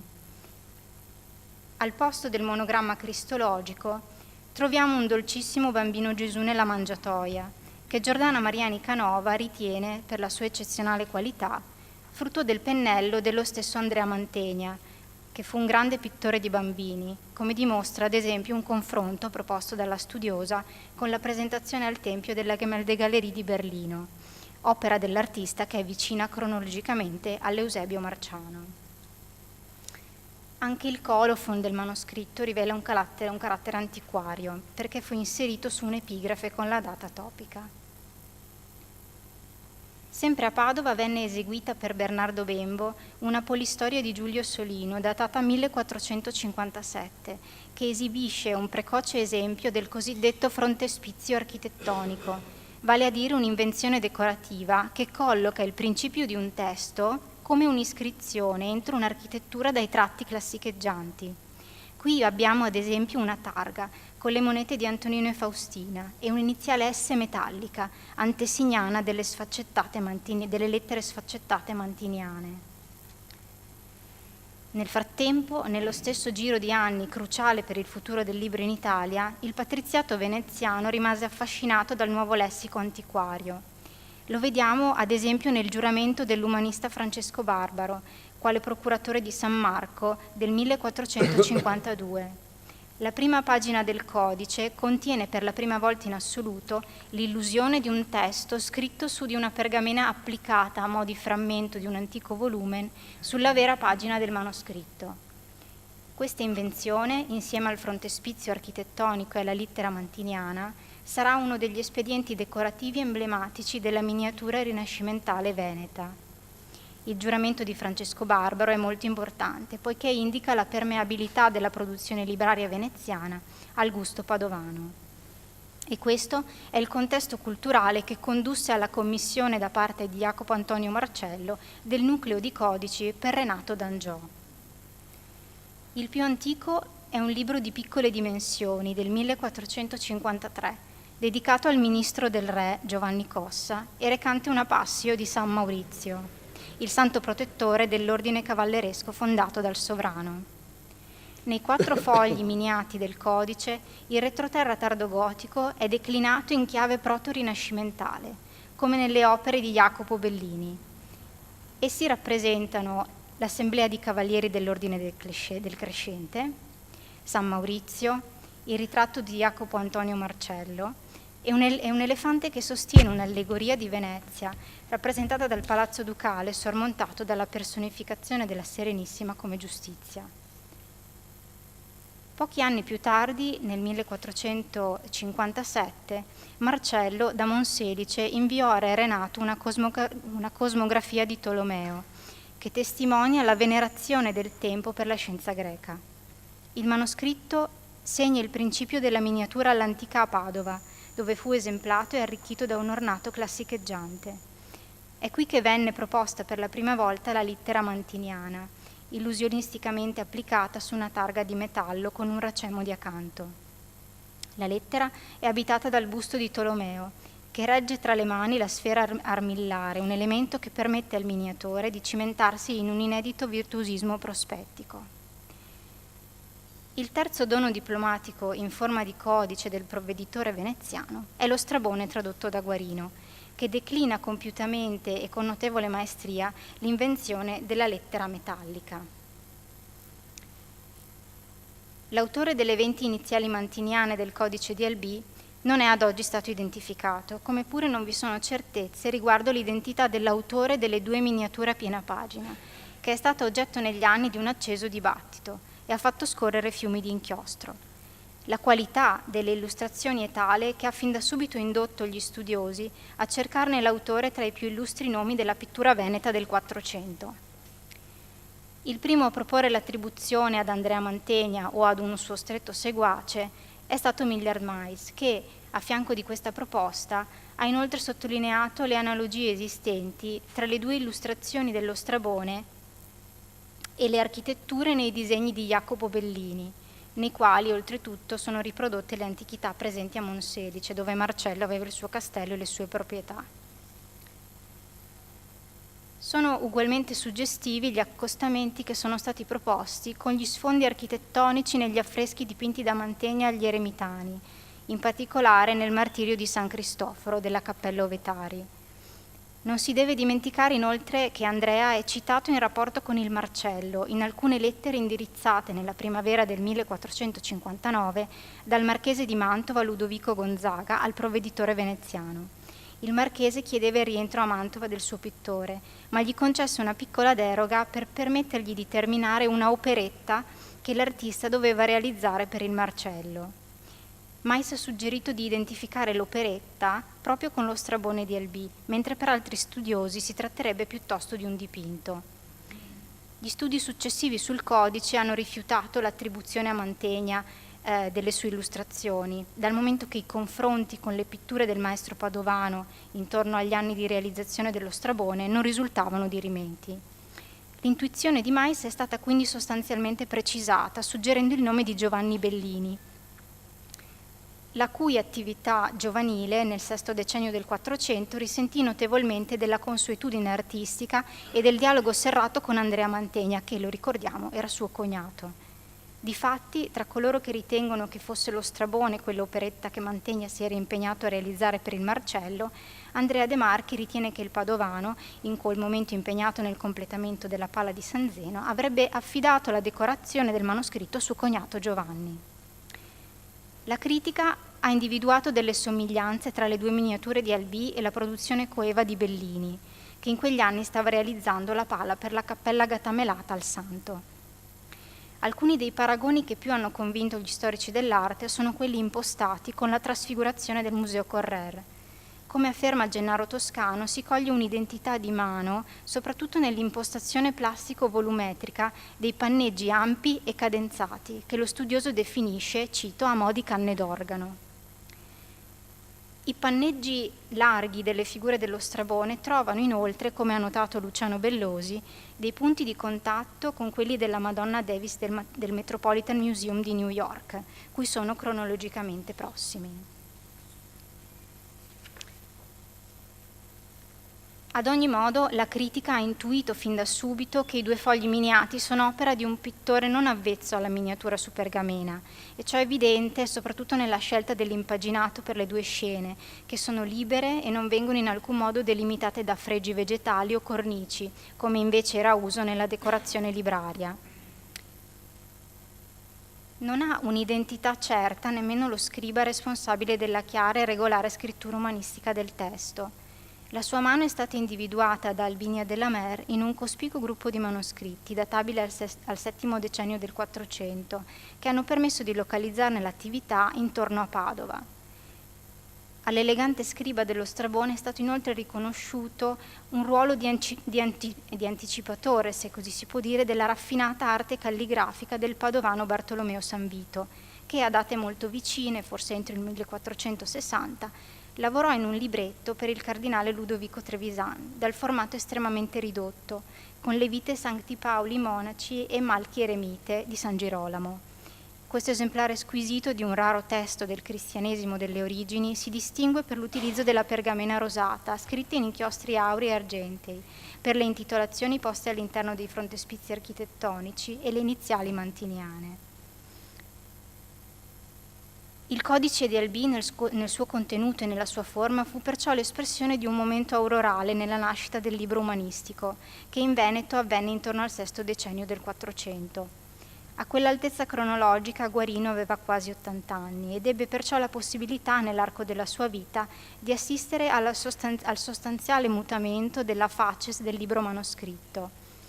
Basti pensare che quando nacque nel 1374 a Verona era in corso l'allestimento della grandiosa e ancora del tutto gotica serie doppia di libri corali per il Duomo di Verona. Gli antifonari, gemelli a 2, erano da poco stati ultimati, poiché recano la data 1368. Gli splendidi capolettera al loro interno sono opera di Turone di Maxio e della sua bottega e si distinguono per il linguaggio cortese ed elegante, un retaggio della formazione del pittore in ambito lombardo. I graduali, invece, realizzati in un momento di poco successivo, recano un linguaggio non troppo distante da quello di Turone, ma mostrano al contempo un'evoluzione in senso neogiottesco, sulla linea della pittura padovana degli anni 70. Nel periodo della sua formazione, diremo prima della partenza per Costantinopoli, Guarino entrò probabilmente in contatto con la miniatura veneta a cavallo tra il 3 e il 400. A Padova in quegli anni vennero esemplati i capolavori della miniatura di età carrarese del tempo di Francesco Novello, come il Liber Agregat de Serapion, meglio noto come Erbario Carrarese, e la Bibbia Istoriata padovana, mentre a Venezia l'illustrazione libraria si andava orientando sempre più verso gli esiti della contemporanea pittura e miniatura di area padana, in particolare bolognese, come si può vedere negli apparati decorativi della cronaca veneziana di Raffaele Caresini. A partire dai primi decenni del 400 iniziò a diffondersi in Veneto lo stile tardogotico. Un protagonista emblematico di quella stagione fu a Venezia il miniatore Cristoforo Cortese, che, come ha scritto Giordana Mariani Canova, su un substrato tardo trecentesco veneziano impregnato di un'espressività alla bolognese, accolse accenti patavineggianti, aggiornandosi sul gusto tardogotico. Il catalogo di Cortese comprende sia opere di ambito religioso sia di ambito laico, tra cui testi classici come questo Valerio Massimo del 1415, il cui ornato non presenta ancora traccia di un repertorio antiquario. In quello stesso periodo a Padova e a Verona iniziarono a filtrare nei codici le novità espresse dalla pittura di grande formato, come ad esempio nel graduale del monastero veronese di San Silvestro, databile al secondo quarto del 400, nel quale opera un miniatore che la maggior parte degli studiosi ritiene sia, nella sua fase giovanile, il maestro dell'antifonario Q del monastero di San Giorgio Maggiore a Venezia. Questo aristocratico artista, formatosi con ogni probabilità tra Verona e Mantova, ed il cui stile è intriso di delicatezze cortesi, risentì, soprattutto nelle opere più mature, dell'influsso di Pisanello. E fu forse il frutto di questa medesima temperie stilistica un codice miniato con il De Liberis Educandis di Plutarco, tradotto da Guarino, gentilmente segnalatomi da Tiziana Franco. Purtroppo questo manoscritto, che si conservava nella Biblioteca Nazionale di Varsavia, è andato distrutto in un incendio durante la Seconda Guerra Mondiale. Rimane solo l'immagine della pagina incipitaria del testo, sontuosamente miniata con episodi dal tono cortese relativi alle pratiche educative. Vediamo ad esempio scene di formazione culturale, di pratica religiosa, di addestramento al combattimento, alla caccia e al nuoto. Gli stemmi, nel margine superiore della pagina, indicano che fu realizzato per i Gonzaga, i quali, come è noto, nel 1421 avevano chiesto a Guarino di insegnare presso la loro corte, proposta che egli rifiutò, aprendo la strada al suo allievo, Vittorino da Feltre. Per quanto si può intuire dall'immagine in bianco e nero, la lettura stilistica delle illustrazioni sembra mostrare una certa aria di famiglia con le miniature di un libro d'ore conservato a Londra, presso la British Library, che il calendario liturgico indica come di origine veronese. Quanto visto sinora permette di intuire la straordinaria ricchezza e varietà del panorama artistico veneto legato alla produzione libraria tra la fine del 300 e la prima metà del 400, un panorama con cui Guarino dovette verosimilmente entrare in contatto. Tuttavia non possiamo sapere con certezza quali impressioni suscitarono in lui le pergamene dipinte. L'unica testimonianza pervenutaci dell'ammirazione del veronese per la miniatura sono 2 distici di elogio da lui dedicati al maestro ferrarese Guglielmo Giraldi, che recitano: per tacer degli antichi che brillavano per la loro rettitudine e ai quali il destino diede le mani di Dedalo, dalla penna viene a te, Olando, tanta gloria quanto viene a Macro e a Cosmo, pittori del nostro tempo. C'è ragione di credere che uno dei pittori menzionati sia Cosmetura. È però altrettanto interessante il fatto che Guarino paragonò la mano di Giraldi a quella di Dedalo, mitico artefice e inventore greco.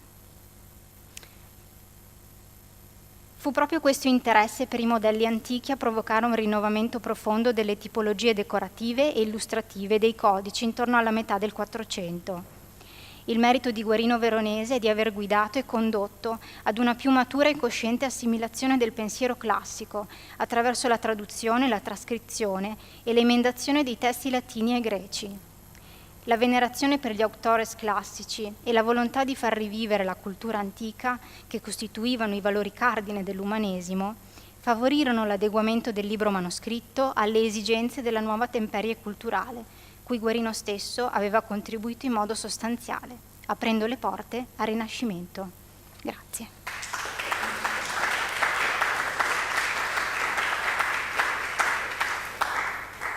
Grazie per questa limpida relazione, abbiamo visto anche dei conti bellissimi.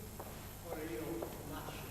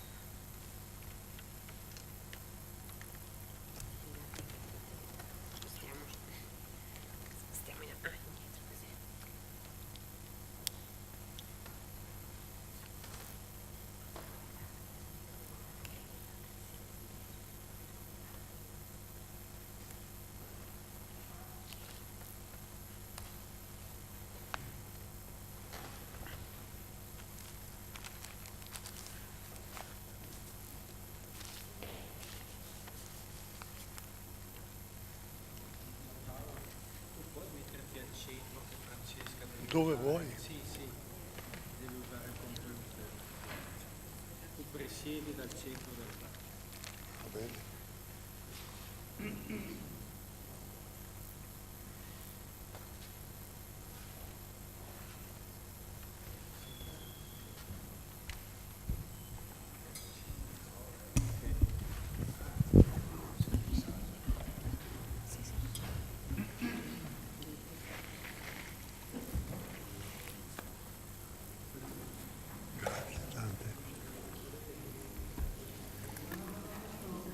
Grazie.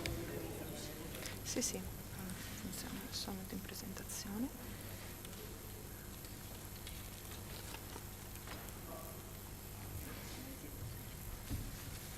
Che funziona, sì.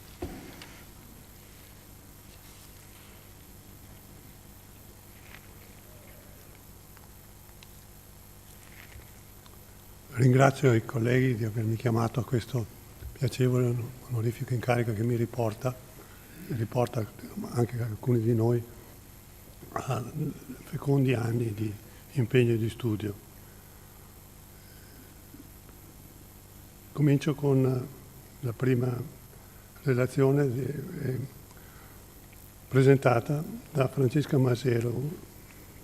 Francesca Masiero è una sinistra di ricerca dell'Università di Verona per il progetto finanziato dal Fondo Sociale Europeo e dalla Regione Veneto, coordinato dal professor Pellegrini. Ha conseguito un dottorato di ricerca di studi rinascimentali all'University College of London nel Regno Unito, finanziato da Arts Humanities Verona nel 400. I suoi interessi di ricerca includono pedagogia rinascimentale, storia intellettuale e della prima età moderna, paleografia latina, e Digital Humanities. Ha coordinato il progetto Digital Editing at the Medieval Manuscript Fragment tra University of London e ha condotto ricerche in archivi e biblioteche veneti e britannici supportate da Gladys Kribler-Delmas Research a conferenze Foundation Venetian Research Program Award.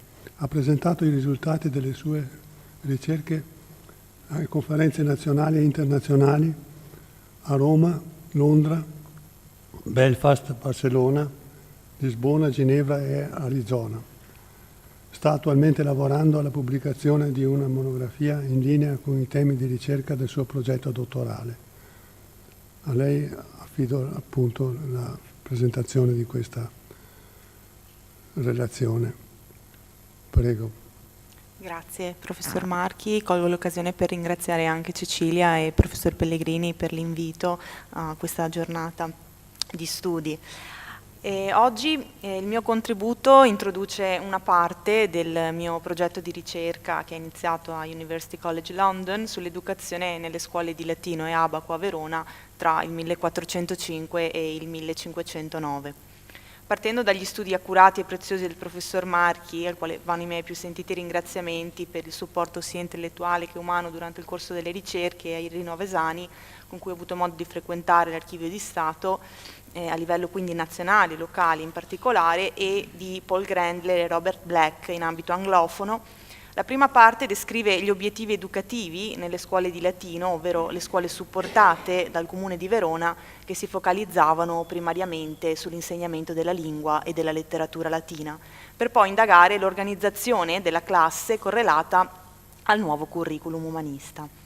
La seconda parte invece trae le sue origini dagli studi di Eloisa Garibotto, Paul Grandler, Warren Van Egmond per esaminare l'educazione all'abaco a Verona e analizzare per la prima volta il contenuto di alcuni trattati d'abaco manoscritti legati all'area veronese.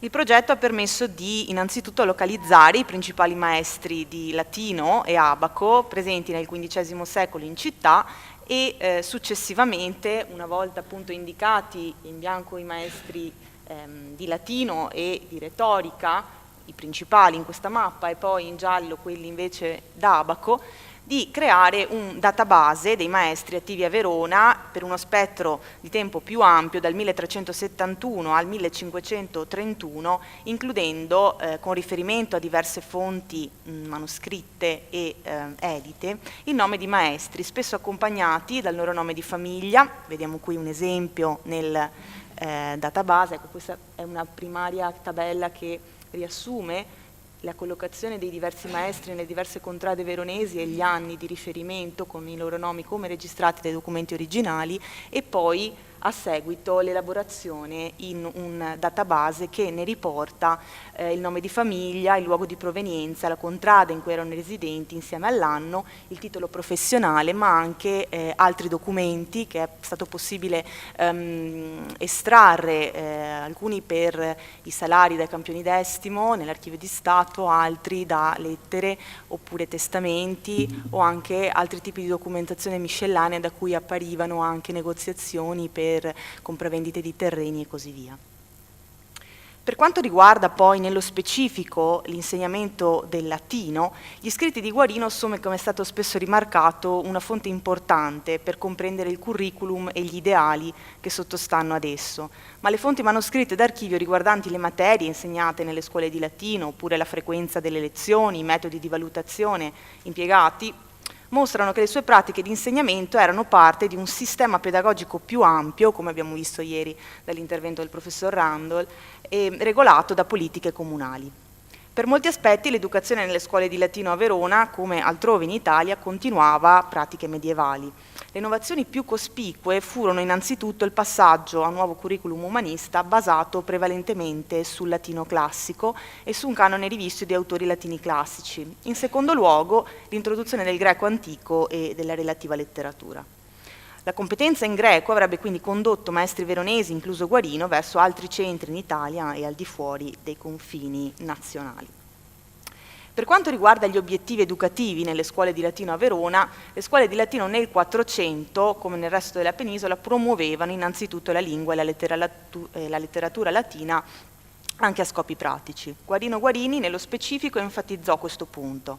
Nella corrispondenza con i suoi studenti Ludovico Gonzaga nel giugno del 1424 e Martino Rizzoni nel novembre del 1425, gli rassicurò che sarebbero diventati uomini dotti, eloquenti, virtuosi e di successo in società se avessero seguito il curriculum umanistico che aveva esposto. Di nuovo, nel 1419, in una lettera al podestà di Bologna, Gian Nicola Salerno, descrisse come gli studi umanitatis avrebbero condotto a carriere di successo. Maestri veronesi come Marzagaia, oltre a Guarino, Gaspare da Verona e Martino Rizzoni, a tal proposito, svilupparono sillabi che, si auguravano, avrebbero preparato i fanciulli a carriere di tipo amministrativo, legale, medico e così via, insegnando loro come leggere testi latini, come comporre orazioni celebrative e diplomatiche, come partecipare a dibattiti pubblici, come stabilire relazioni e scrivere epistole formali e informali. Rivolgendosi al suo ex alunno Maffeo Gambara da Brescia, Battista Guarini nel suo De Modo et Ordine Docendi et Discendi del 1459, un trattato che presentava le pratiche pedagogiche di suo padre Guarino, il quale aveva letto e autorizzato il tutto, scrisse che coloro che sarebbero stati educati con questo metodo sarebbero stati inclusi un giorno nel computo degli uomini più dotti. I commenti di Battista riflettevano pratiche che aveva appreso dalla pratica educativa del padre come insegnante a Verona. L'obiettivo professato di questo tipo di educazione latina non era di produrre dei quadri di studiosi, dei classici professionisti, ma di contribuire al benessere dell'individuo e dei suoi concittadini, soprattutto attraverso l'enfasi sull'aspetto morale. Guarino scrisse che il risultato degli studi letterari non era di amare la solitudine, ma al contrario di evitarla e imparare a vivere nella comunità degli uomini. Cito, esistere non è abbastanza, abbiamo bisogno di coesistere.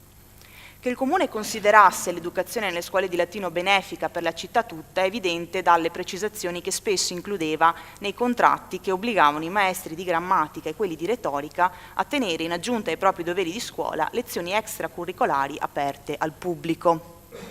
Nel registro 544, intitolato Scuole di Verona, conservato all'Archivio di Stato, sono incluse una serie di copie di contratti quattrocenteschi, alcuni dei quali ancora conservati all'antico archivio del Comune in originale, redatte, come poi potrete vedere nei secoli successivi, registrano i termini di assunzione di alcuni maestri di grammatica, retorica e abaco.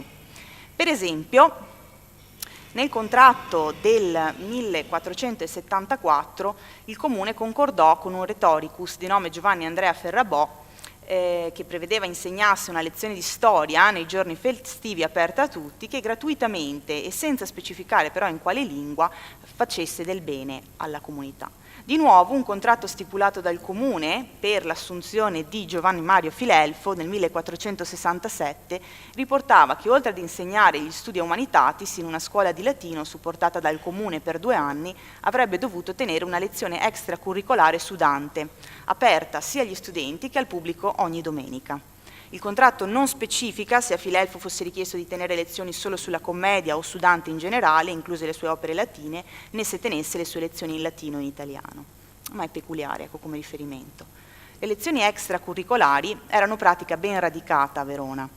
Un regolamento incluso negli statuti comunali del 1285, concernente l'assunzione di maestri, richiedeva che coloro che operavano nelle scuole pubbliche tenessero una lezione pubblica nei mesi invernali.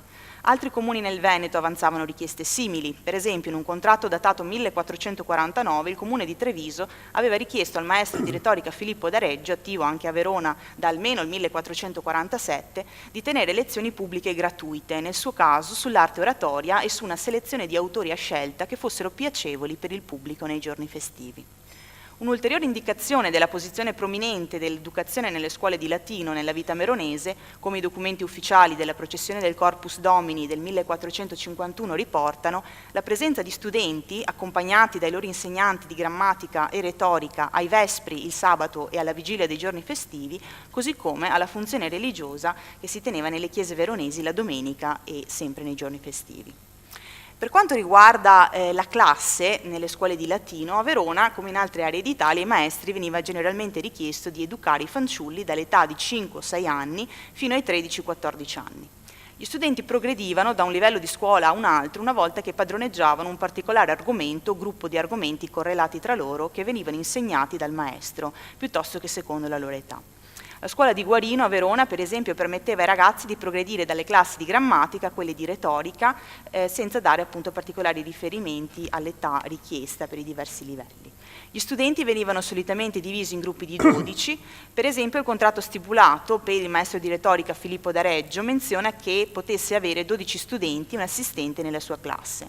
Anche Guarino organizzava gli studenti in gruppi da 12 nella sua scuola secondo quanto è riportato nel contratto di assunzione del maestro datato 20 maggio 1420 e conservato all'archivio di Stato nell'antico archivio del Comune.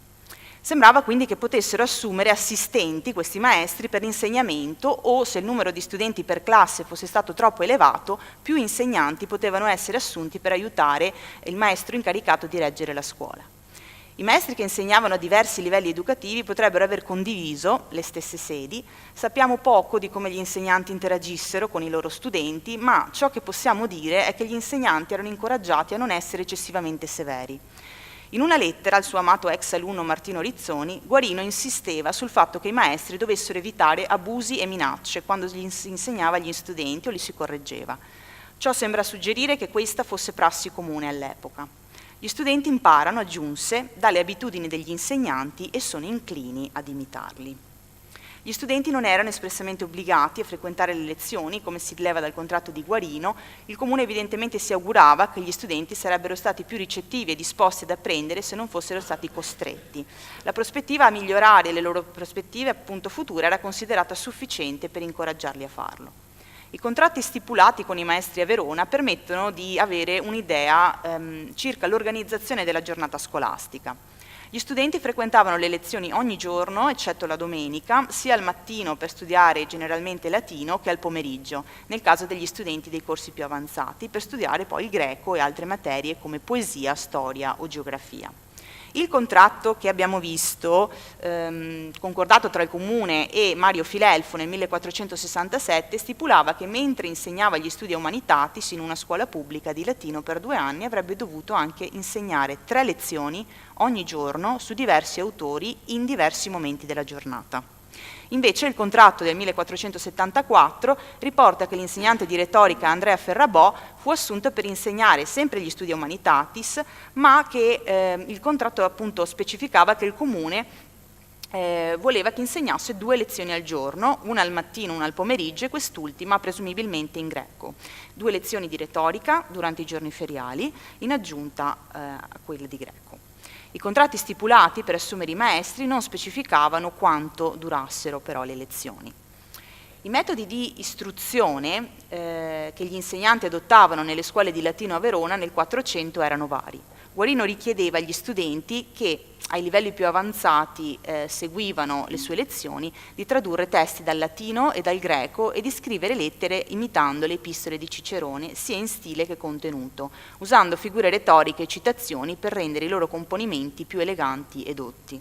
Agli studenti si richiedeva di prendere appunti durante le lezioni e di leggere una lista di testi predisposti di autori dell'antichità classica selezionati dai loro maestri, come ad esempio Virgilio e Valerio Massimo. Guarino preparava i suoi studenti a padroneggiare la sintassi latina oralmente attraverso una serie di esercizi che chiamava temata, attraverso cui insegnava anche agli studenti come comporre un testo col verbo intenzionalmente posizionato alla fine di ogni frase.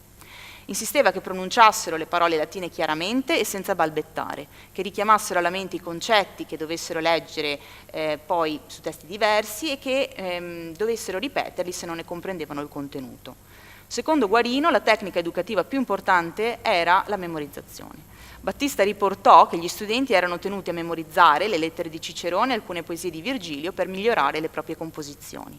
In una lettera privata, indirizzata a Martino Rizzoni, Guarino raccomandava che il suo ex studente preparasse gli studenti a memorizzare passaggi, specialmente dai lavori di Virgilio, e in un'altra lettera al suo alunno Leonello Ferrara, Guarino scrisse che non doveva balbettare ma ripetere le parole a voce alta per imprimere meglio i pensieri nella mente. In seguito gli studenti dovevano attendere un po' e poi richiamare il contenuto di ciò che era stato letto a voce alta. Se necessario, dovevano ripetere questa procedura più volte e dopo aver terminato un capitolo dovevano sintetizzare il significato o ripetere oralmente parola per parola una frase elegante oppure un aneddoto, una risposta arguta o altri passaggi degni di nota. Aveva anche consigliato ai genitori di assumere un assistente, il cosiddetto ripetitore, privato, per aiutare i loro figli nello studio. In particolare ci si aspettava che gli assistenti incoraggiassero gli studenti a ripetere concetti chiave a voce alta per memorizzarli e annotarli su un quaderno. Battista Guarini enfatizzava l'oralità mista, una sinergia tra composizione orale e scritta della classe, raccomandando che gli studenti scrivessero e praticassero oralmente gli esercizi di grammatica che venivano assegnati e di raccogliere, scrivere e memorizzare le sentenze.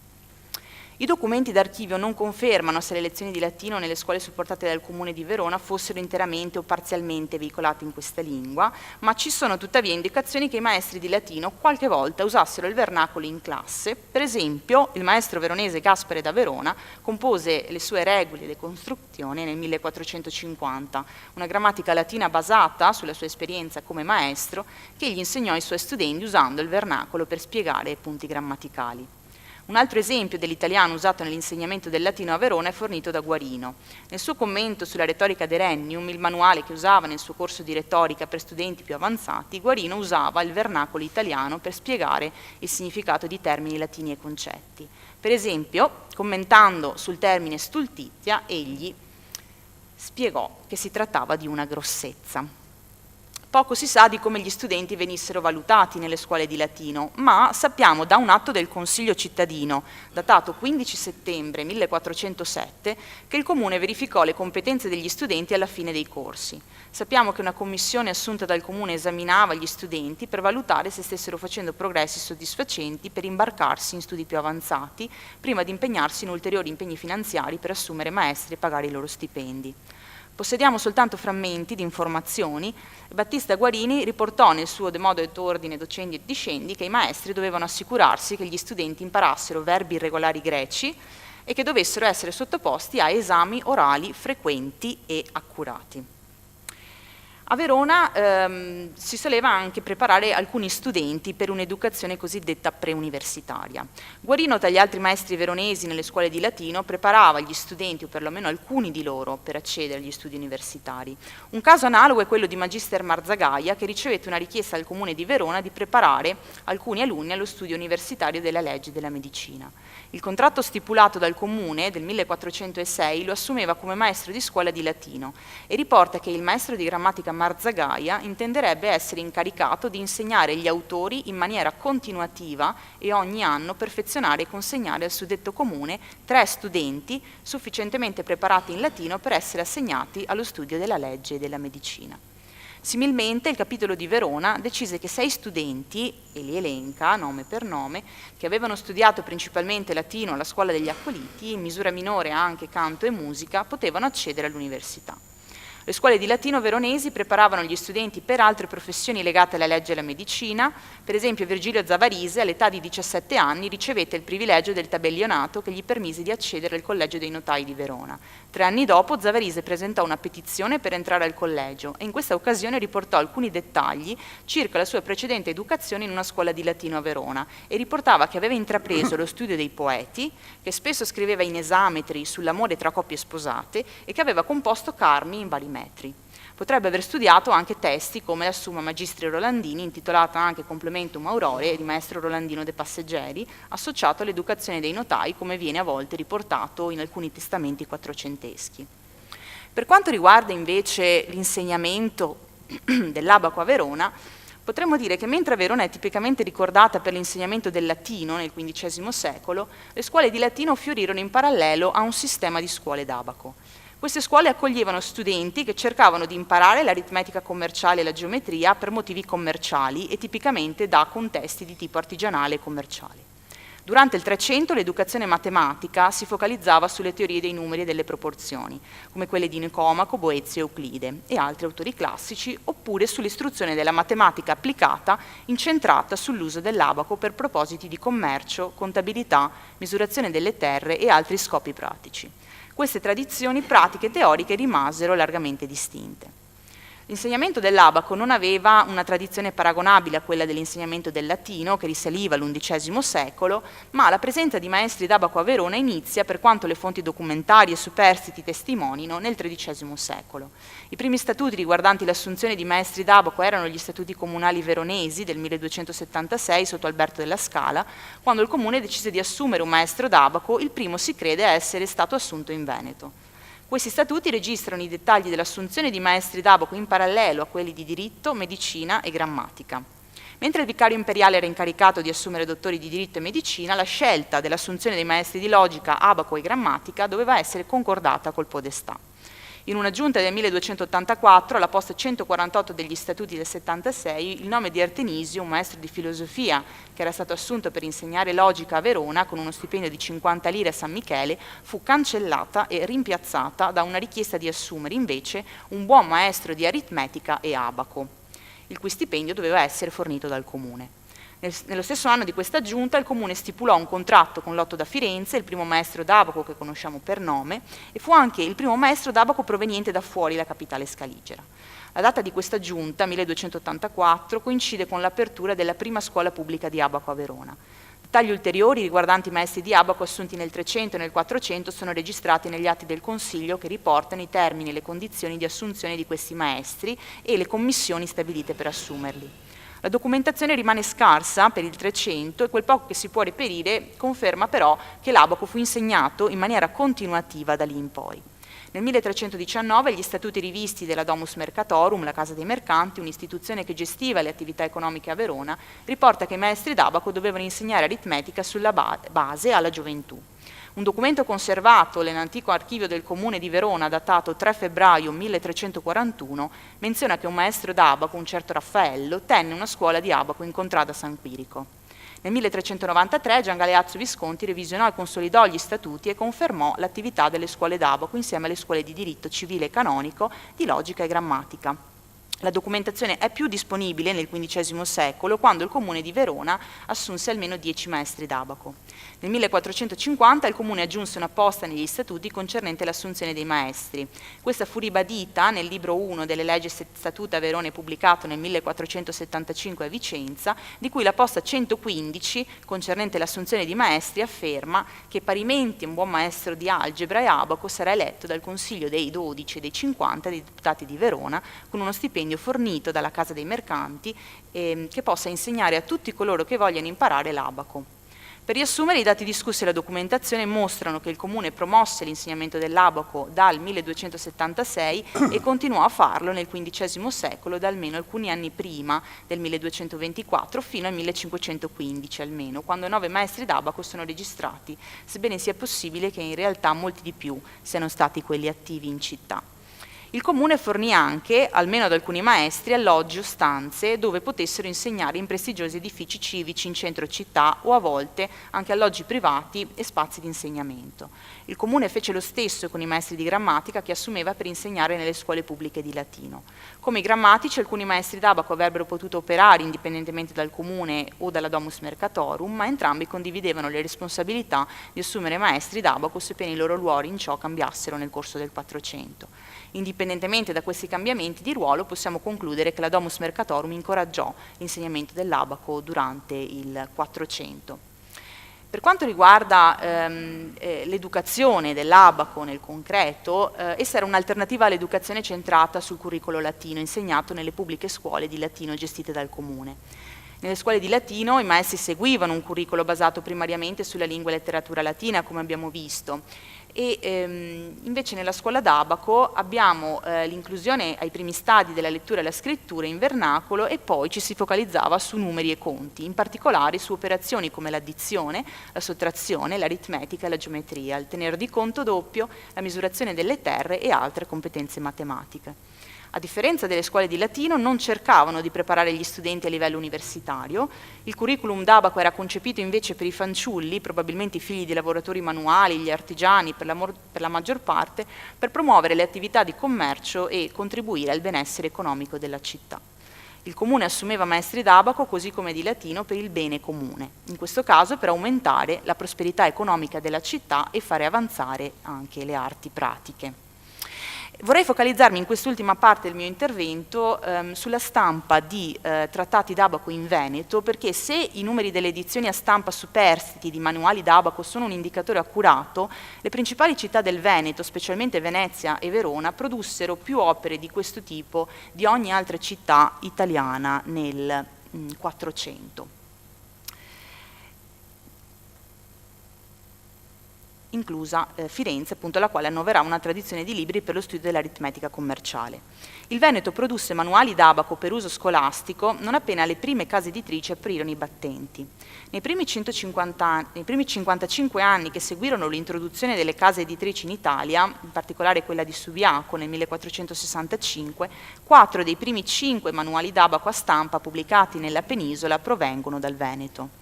Questi 5 trattati in ordine di pubblicazione furono l'Arte dell'abaco a Treviso nel 1478, il Libro de Abaco Aritmetica di Pietro Borghi a Venezia nel 1484, il Compendio dello Abaco di Francesco Pellios da Nizza a Torino 1492 e il Libro de Abaco di Giovanni e Girolamo Tagliente a Venezia nel 1515. E per ultimo troviamo il Libro de Abaco di Francesco Feliciano de Scolari dall'Assise, pubblicato a Venezia nel 1517. Le case editrici del Veneto continuarono a pubblicare più manuali d'abaco di altre case editrici altrove in Italia durante il XVI secolo. La maggior parte di queste opere furono scritte da maestri d'abaco locali.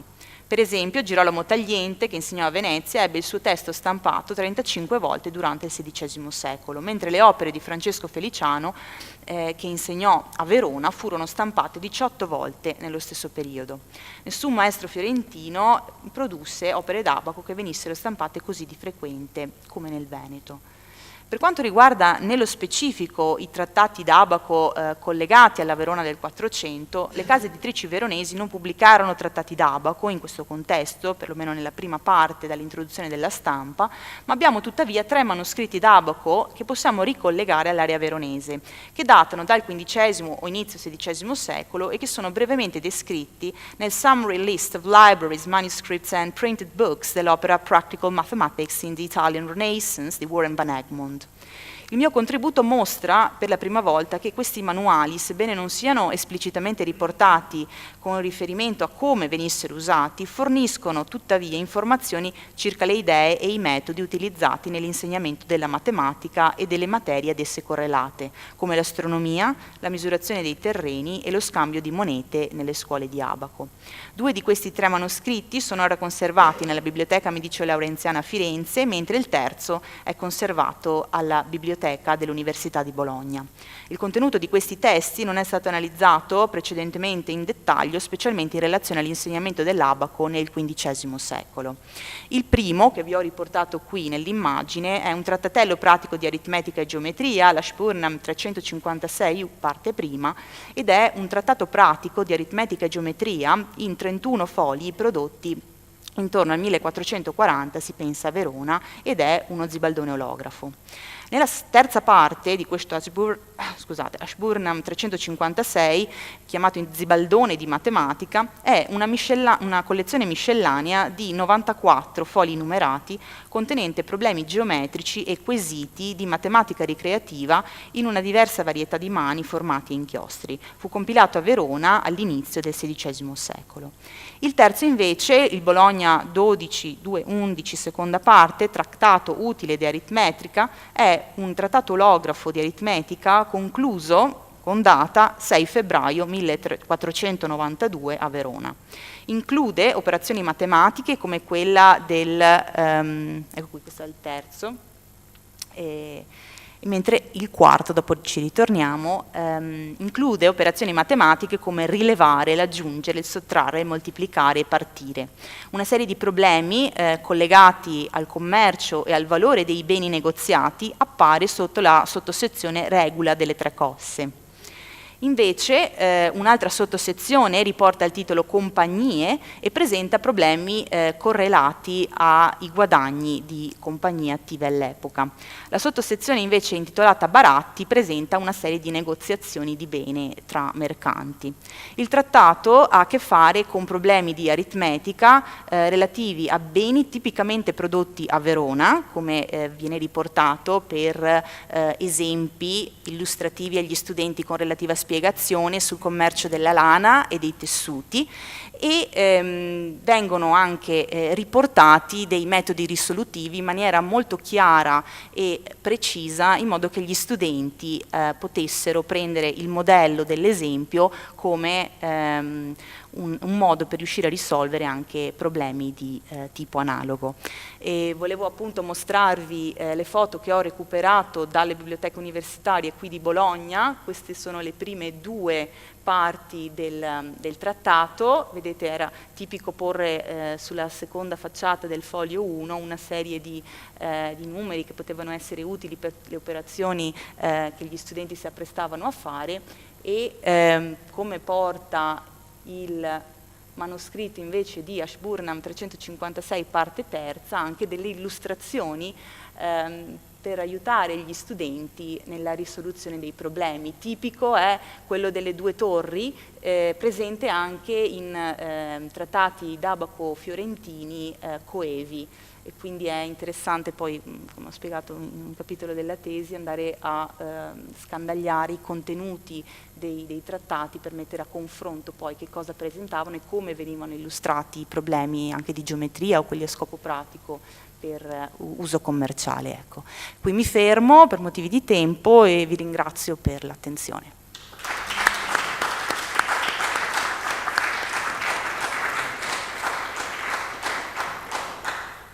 Ringrazio a nome dei presenti Francesca Masiero per questa apertura su un settore, diciamo, appunto marginale ma non meno importante per certi aspetti, che è il tema dell'offerta didattica, per così dire, e del costo dei libri poi anche. Per quanto riguarda l'offerta didattica, da aggiungere c'è la scuola di tedesco, qui si è occupata anche la dottoranda, che prevedeva che attento traffico et commercio quod abetur ista civitas cum partibus Alemaniae si stipendiasse un maestro, il maestro Enrico, prima poi Nicolò, a cui affidare lezioni di tedesco, di lingua tedesca, particolarmente utili per i mercanti che facevano i loro traffici a Verona.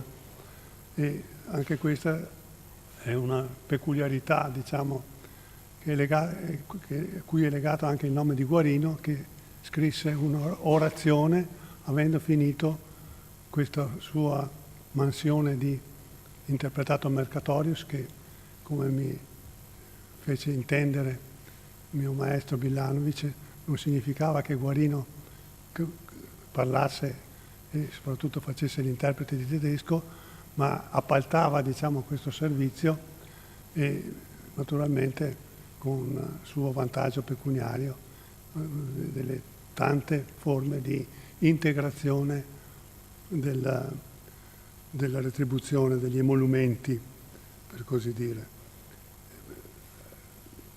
Un minimo accenno al costo dei libri: era un costo molto alto anche per libri di normale uso scolastico, e basti dire che il costo di un libro che si può ottenere dagli inventari, dei testamenti, eccetera, corrispondeva a quello di un campo veronese, cioè 1/3 di ettaro. Quindi, insomma, occorreva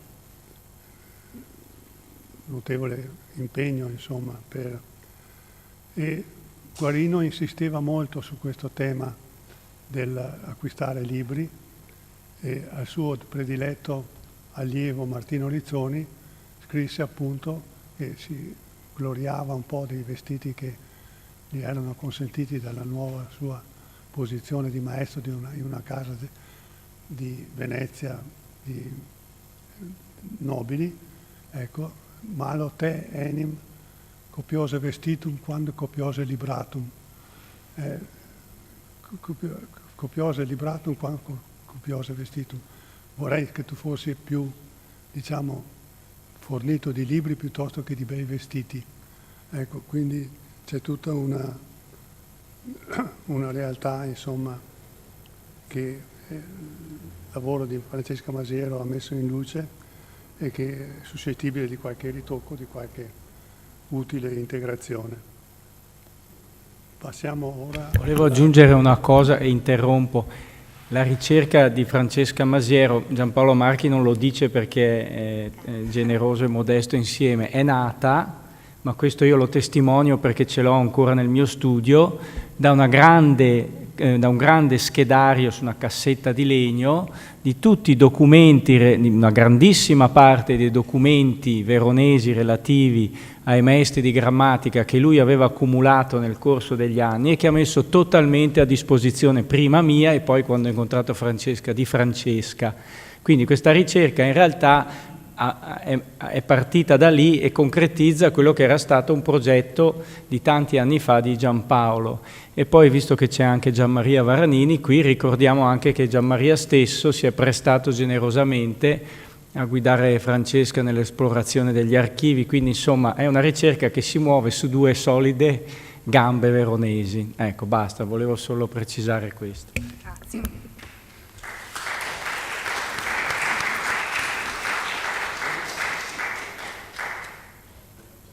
Allora adesso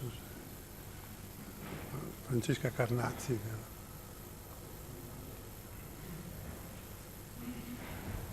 Prego.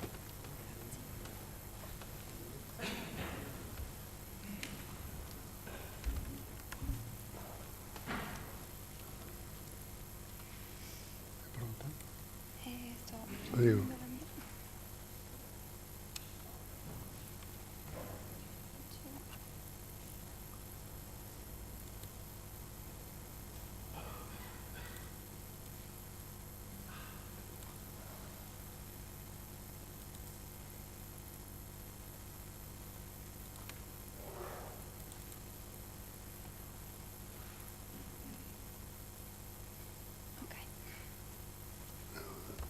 Francesca Carnazzi è assegnista di ricerca presso l'Università degli Studi di Firenze. Ha conseguito un dottorato di ricerca all'Università di Verona in co-tutela con l'Université Sorbonne Nouvelle, con una tesi su Domizio Calderini e Svetonio. Il titolo della tesi è appunto Domizio Calderini e Svetonio. Le sue ricerche vertono principalmente sull'umanesimo veronese, sulla figura di Giovanni Antonio Panteo, cui il nostro collega Bottari ha dedicato importanti studi, e sui manoscritti umanistici della Biblioteca Capitolare di Verona e della Biblioteca Civica di Verona. Penso che possa cominciare la sua relazione. Grazie. Dunque, alla morte di Guarino Veronese, avvenuta a Ferrara nel 1460, Verona era una realtà culturale di primo rilievo nel panorama dell'umanesimo nazionale. La civiltà delle lettere che il magistero di Guarino aveva contribuito a fondare promuoveva gli insegnamenti dell'illustre umanista anzitutto attraverso la fondazione di nuove scuole da parte dei suoi stessi allievi. Tra le scuole di tradizione guariniana che hanno esercitato l'erudizione con più successo è da ricordare quella di Antonio Brognanigo. Ecco. Alla scuola di Brognanigo, infatti, si formarono umanisti che avrebbero più o meno segnato la storia del secondo Quattrocento italiano, tra i quali si possono distinguere Domizio Calderini e Giovanni Antonio Panteo. Calderini, originario di Torri del Benaco, svolse un'intensa e importante attività erudita per l'esegesi di Silvio Italico, Svetonio, Giovenale, Stazio, Ovidio e Marziale e divenne anche stretto collaboratore del cardinal Bessarione. Gravitò a Roma e a Firenze prendendo attivamente parte al dibattito filologico della seconda metà del XV secolo, con celebri umanisti tra i quali Poliziano. Panteo, invece, avviato agli studi da Matteo Canato, priore della chiesa di San Lorenzo, dopo aver frequentato la biblioteca di Antonio Beccaria ed essersi giovato dei suoi insegnamenti, su indicazione del vescovo Ermolao Barbaro il Vecchio, perfezionò la sua formazione alla già ricordata scuola di Brognanigo e si inserì poi nell'ambiente vescovile di Verona, allorquando ottenne la carica di segretario dello stesso Barbaro.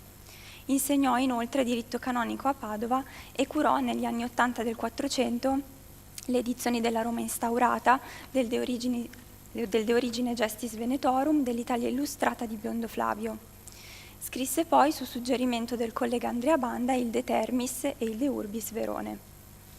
Tuttavia, tra gli aspetti più interessanti della biografia di Panteo è da considerare che presso la città scaligera l'umanista istituì a sua volta, riprendendo le parole di Rino Avesani, la scuola più famosa della Verona quattrocentesca dopo quella di Guarino Veronese.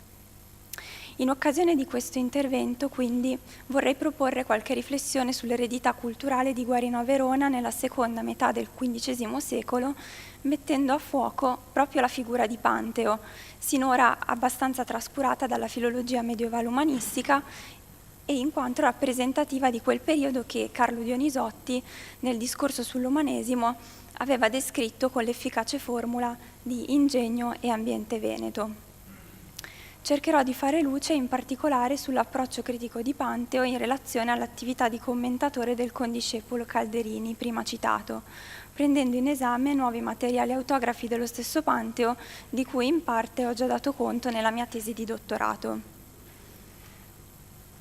La particolare attenzione che Panteo riservò all'attività filologica di Calderini, oggetto di polemiche tra i letterati del tempo, trova un riscontro immediato nelle ormai note postille che, come ha dimostrato Guglielmo Bottari, furono vergate dallo stesso Panteo sull'incunabolo Inc. 805 della Biblioteca Civica di Verona, ossia un esemplare dei Miscellanea di Poliziano impresso a Firenze nel 1489. E tuttavia Panteo non si rivela interessato solamente a quell'acceso confronto nel consenso e nel dissenso, riprendendo le parole di Vincenzo Fera, tra Poliziano e Calderini, e che emerge di continuo dai capitoli dei Miscellanea, ma anche alle vere e proprie opere esegetiche del condiscepolo. Quanto detto è comprovato dal recente ritrovamento di 2 incunaboli con opere di Calderini, annotati da Panteo e conservati alla Bayerische Staatsbibliothek di Monaco di Baviera. Il primo esemplare consiste in un'edizione veneziana del 1476 del commento alle satire di Marziale e risulta fittamente postillato. Il secondo esemplare invece trasmette ancora un'edizione veneziana datata al 1475 del commento a Ovidio ed è corredato di semplici notabilia. Non v'è dubbio sull'attribuzione della mano del Panteo dei marginaglia trasmessi da questi esemplari.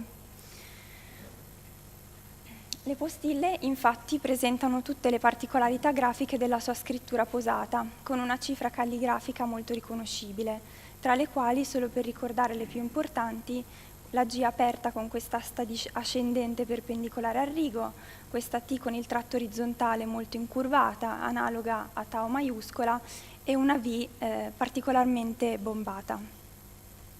La stampa, conservata a Monaco del commento a Marziale, è di notevole interesse. Lungo il commento calderiniano, infatti, si stratificano più fasi di postellatura, in occasione delle quali Panteo ha vergato marginaglia, anche in lingua greca, di varie tipologie ed estensione, alcuni dei quali particolarmente significativi dal punto di vista sia filologico sia storico-letterario. Ecco, da queste annotazioni, dunque, Panteo emerge come un attento lettore del commento di Calderini, tanto da apportare addirittura correzioni o precisazioni risolutive a quelle considerazioni talvolta deboli che il condiscepolo aveva proposto nel suo testo esegetico. Vorrei portare qui alcuni esempi di tali interventi di Panteo sul commento a Marziale di Calderini e che diano prova anche dell'erudizione che Panteo aveva esercitato sui materiali calderiniani, per offrire una testimonianza concreta di quel fervido milieu culturale della Verona del secondo Quattrocento che appunto in qualche misura muoveva dall'attività erudita di Guarino Veronese. Per esempio, in corrispondenza del 62esimo epigramma del sesto libro, ove Marziale forse nomina il poeta greco Oppiano di Anazarbo, autore di un'opera sulla pesca intitolata Gli Aleutica, Calderini si sofferma sui primi 2 versi del componimento e commenta il verbo amisit affermando che Oppiano, tra i greci, fu un poeta che scrisse un elegantissimo poema sui pesci e che Ovidio imitò poi presso i latini con un'opera sullo stesso argomento, come si poteva leggere da Plinio. A margine di questa considerazione avanzata da Calderini, Panteo aggiunge una densa postilla che corregge un errore di Calderini abbastanza vistoso contenuto in questo passo del commento.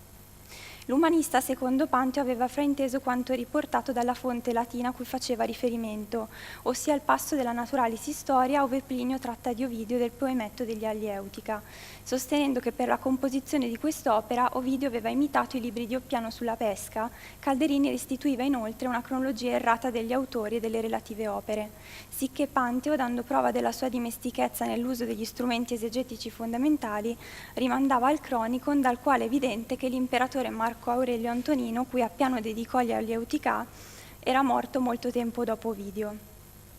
Non si tratta tuttavia dell'unico caso in cui Panteo si rivela abile a comprendere il testo antico e ad apportare argomentazioni convincenti per la sintesi della buona interpretazione. Infatti una precisazione consimile a quella appena riportata e peraltro in parte essa connessa si trova in corrispondenza dell'86° epigramma del 13° libro, ove si parla del riccio di mare, e si sviluppa un equivoco attorno alle creature marine Echinus e Echenais, allorché Calderini pare aver ancora mal interpretato il testo della Naturalis Historia. Di conseguenza l'umanista discute qui anche delle ragioni semantiche e metriche del verso 675 del sesto libro della Farsalia di Lucano, in cui si menziona invece l'Echeneis, la remora, il pesce di mare, nel contesto del noto episodio del rito macabro compiuto dalla maga Ericto per risuscitare il soldato che avrebbe dovuto predire a Sesto Pompeo il tragico futuro di Roma. Calderini commenta i versi di Marziale affermando che, come testimoniato nel 79° paragrafo del 9° libro della Naturalis Historia, sarebbe il riccio di mare a trattenere le navi aggrappandosi alla chiglia. E tuttavia, secondo la Naturalis Historia, non è l'Echinus che rallenterebbe la crociera delle navi, bensì l'Echeneis, ossia un piccolo pesce abituato allo scoglio. E la metrica dell'esametro di Lucano inoltre è rispettata se nel secondo piede del verso 675 v'è Echeneis e non Echinus. E sono proprio queste le obiezioni che Panteo muove a tale passaggio del commento di Calderini attraverso una postilla precisa, sintetica ed efficace. Proprio tale passo del commento a Marziale di Calderini viene discusso in termini non troppo dissimili da quelli di Panteo anche da Marco Antonio Sabellico nell'Emendationes Annotationes Simplinium, con riferimento alla lettura calderiniana in relazione al 25° capitolo relativo al 9° libro della Naturalis Historia. Qui Sabellico fa evidentemente riferimento a Calderini e afferma che non si sarebbe soffermato su questo passo di Plinio se non avesse notato che un certo uomo del suo tempo, singolare per erudizione e genio, si era forse per noncuranza lasciato ingannare dalla similitudine tra i due vocaboli in questione, al punto da voler correggere un verso di Lucano. E poi conclude che, peraltro, è la stessa autorità di Plinio a suggerire che Echinus ed Echeneis sono da distinguere. È da notare che nel postilato monacense Panteo aggiunse spesso chiarimenti o approfondimenti eruditi che Calderini invece non offre, e in tal senso è abbastanza significativo un intervento di Panteo in corrispondenza del commento a Marziale al 78° epigramma del 10° libro sul poeta Emilio Macro, nato a Verona. L'origine veronese degli autori latini in generale è un argomento verso cui Panteo, ma anche altri umanisti della cerchia post-guarignana, si sono rivelati particolarmente sensibili in più occasioni della loro carriera.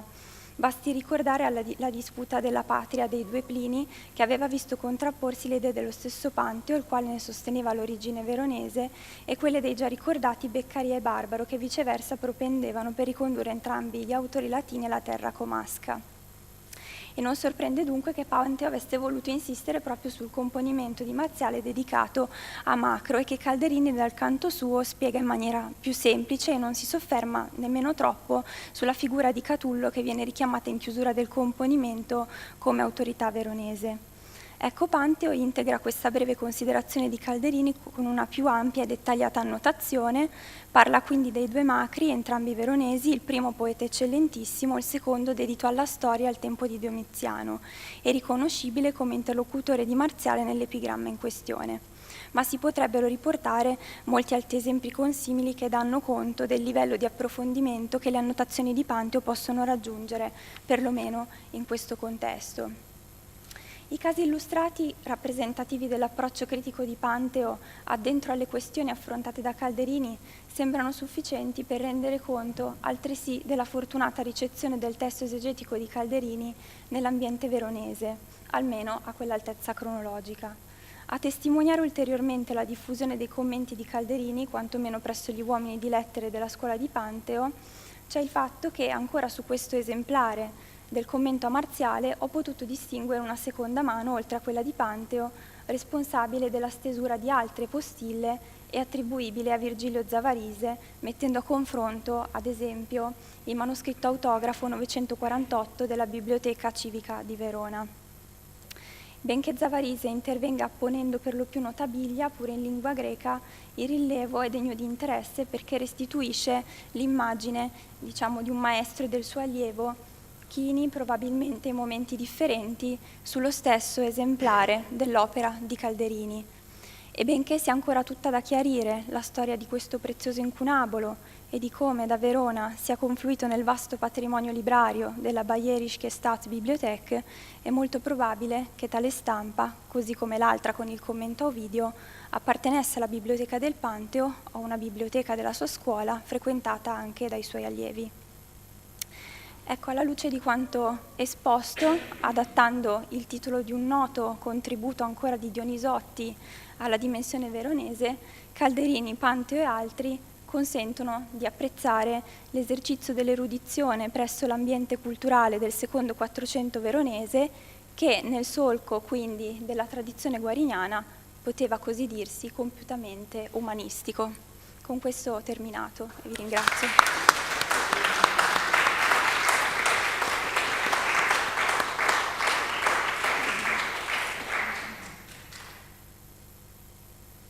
Ringraziamo Francesca Masiero per questa. Francesca Masiero è la collega di prima, è stato attratto dal fatto che c'erano due Francesche. Francesca Carnazzi per questa sua limpida e puntuale comunicazione. E adesso credo che rimangano del tempo e l'opportunità di porre agli ultimi due relatori delle domande.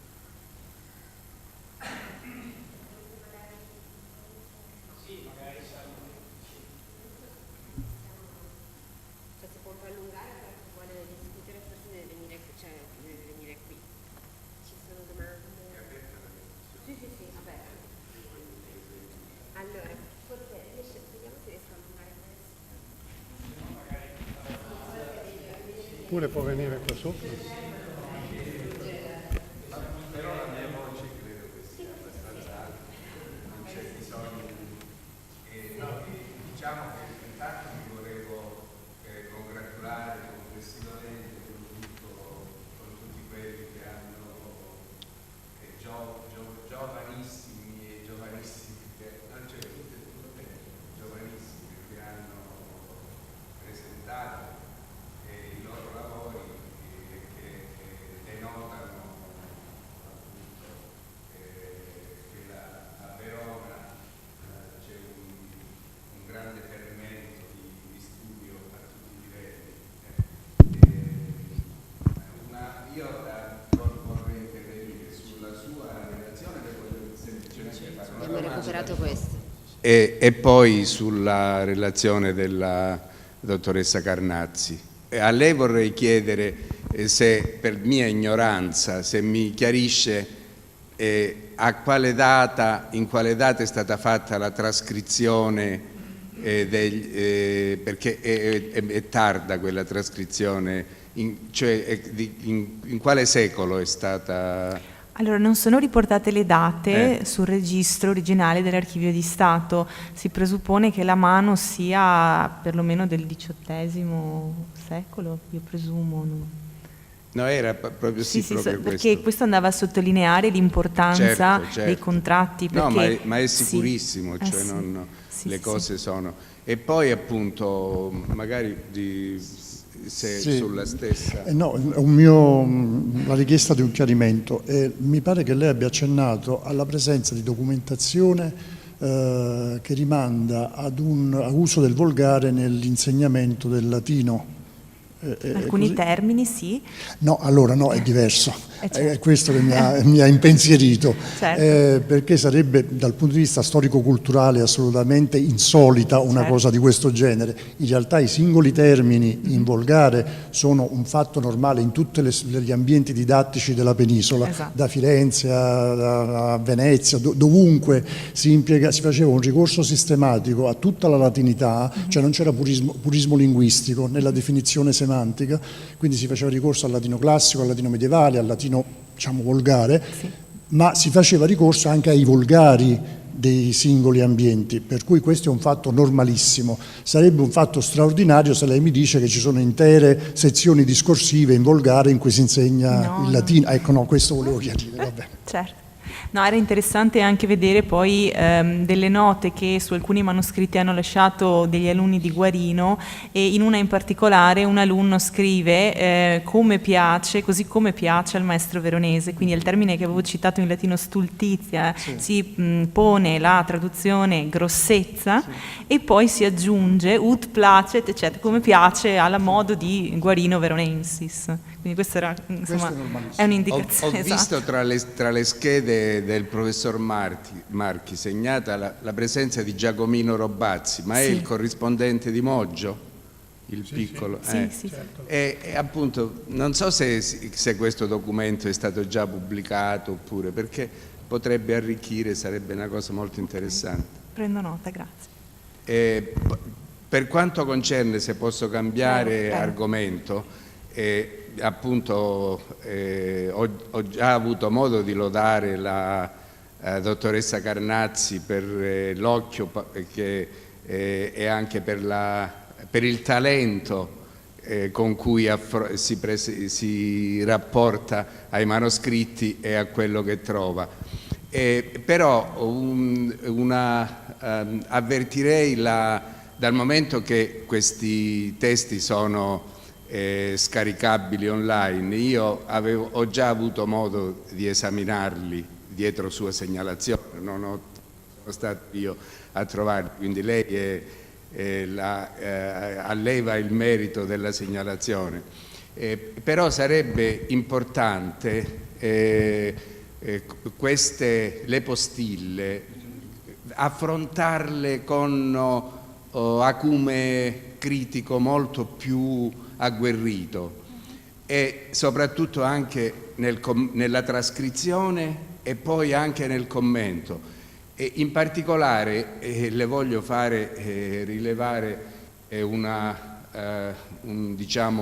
approccio forse un po' troppo rapido alla trascrizione per le due postille, perché lei trascrive erras ivi domiti, falleris ivi domiti. In verità nella postilla si legge mi, erras mi domiti, falleris mi domiti, perché ivi non significa niente, cioè ivi è perfetto del verbo eo in latino, capisce? Quindi non. E poi appunto le suggerirei di ricontrollare, perché in una postilla c'è qualche altra cosa, ma ecco, non voglio ora appunto fare, è solo un richiamo, come dire, in un certo senso affettuoso di un vecchio che si occupa di cose umanistiche, che ama molto le postille, perché le postille un pochino ho contribuito ad inventarle nel corso del Novecento, perché quando ho cominciato a studiarle io le studiavano soltanto Billanovic e quindi sa, sono molto affezionato alle postille. Sì. Volevo segnalare, scusi, non l'avevo, a lei che nell'ultimo numero di Italia Medievale Umanistica, che deve essere uscito in questi giorni, è segnalato un manoscritto di, come dire, un trattato in matematica di mano di Feliciano. Benissimo. Ecco, quindi che si aggiunge quindi alla documentazione dei libri usati nelle scuole d'abaco veronesi, insomma, così. E un'altra cosa invece volevo dire alla dottoressa Ziborni, sì, lo dico, Sì, in effetti sarà. No, che ci ha fatto vedere dei bellissimi manoscritti, diciamo così, capolavori della miniatura veneta e italiana, diciamo così, però appunto dalla morte di Guarino praticamente in avanti. E le volevo suggerire, diciamo, una pista di ricerca sulla base di quello che abbiamo visto per la tradizione fiorentina.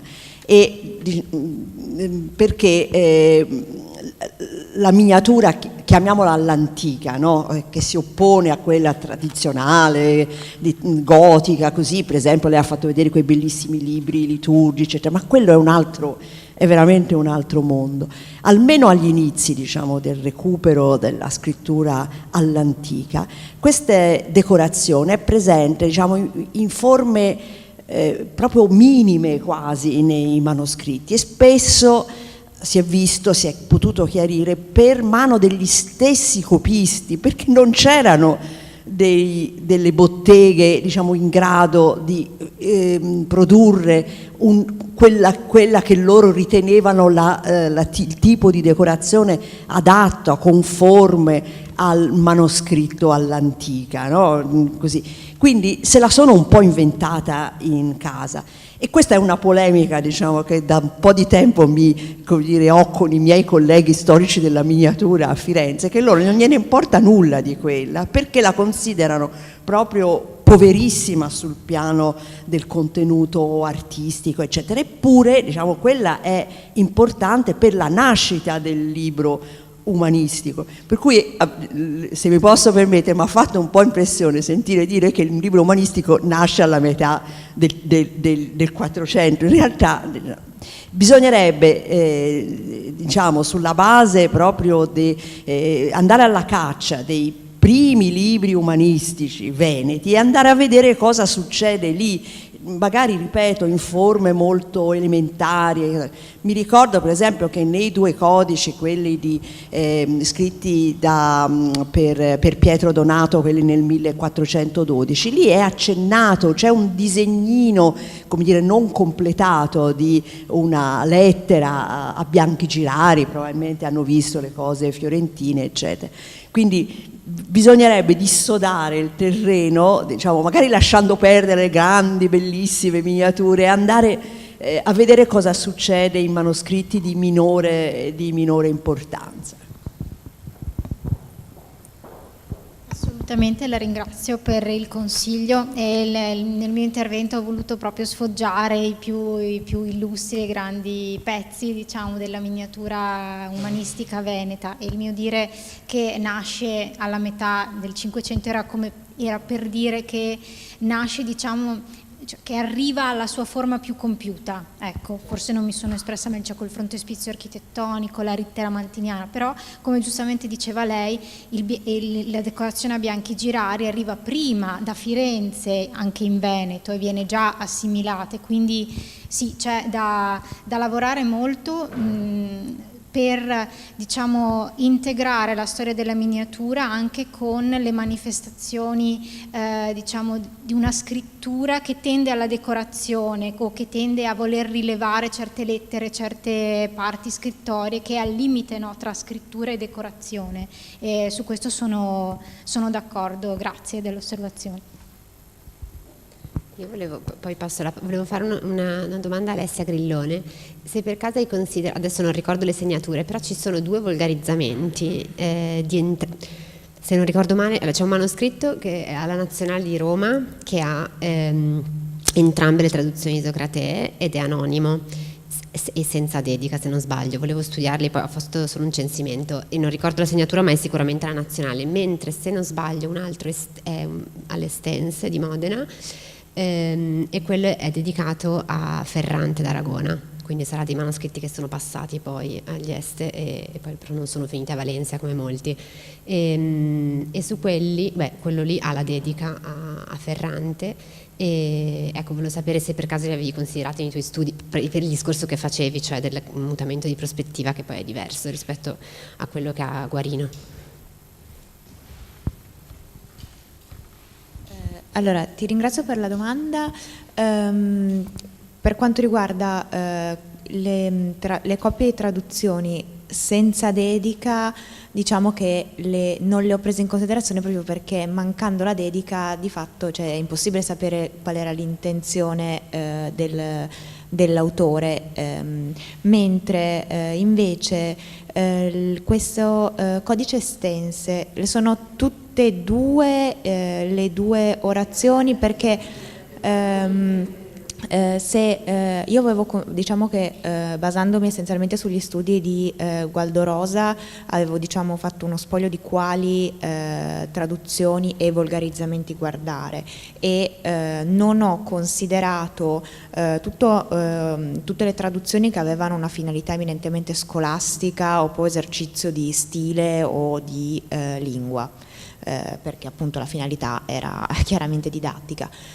Non ho poi tenuto in considerazione anche quei testi che magari lo stesso umanista traduceva i due testi, ma non erano accoppiati. C'è ad esempio il caso di Lippi, che invia i due testi ma a due dedicatari distinti, e quindi l'ho ritenuto meno significativo, ecco. E ho inoltre anche escluso quei casi che vedevano accoppiati, ho escluso, non ne ho presi in considerazione come significativi perché non propriamente assimilabili al caso di Guarino, le coppie ad Demonicum e ad Nicoclem. Perché nello spoglio fatto da Gualdo Rosa avevo individuato 3 casi in cui effettivamente un umanista aveva tradotto i due testi, e di nuovo in uno non c'era la dedica, e in un volgarizzamento tra l'altro erano indirizzati a 2 personaggi tedeschi perché potesse apprendere la lingua italiana. Quindi erano poco significativi per quel senso, ecco. Grazie. Sì, poi adesso guardo, adesso ho detto delle cose vaghe perché non ricordavo le segnature, adesso poi guardo perché forse una delle due mi sembra di ricordare che dichiarasse di essere tradotta da Guarino, cioè sulla base, perché poi sono sempre tradotti sulla base di, quindi quello potrebbe essere interessante per vedere se perché a volte i volgarizzatori traducono la dedica stessa del traduttore latino, e altre volte invece escludono quella dedica e ne mettono una propria, quindi potrebbe essere interessante vedere se c'è un mutamento di prospettiva. Grazie. Ci sono altri interventi, domande? Sì, arriva.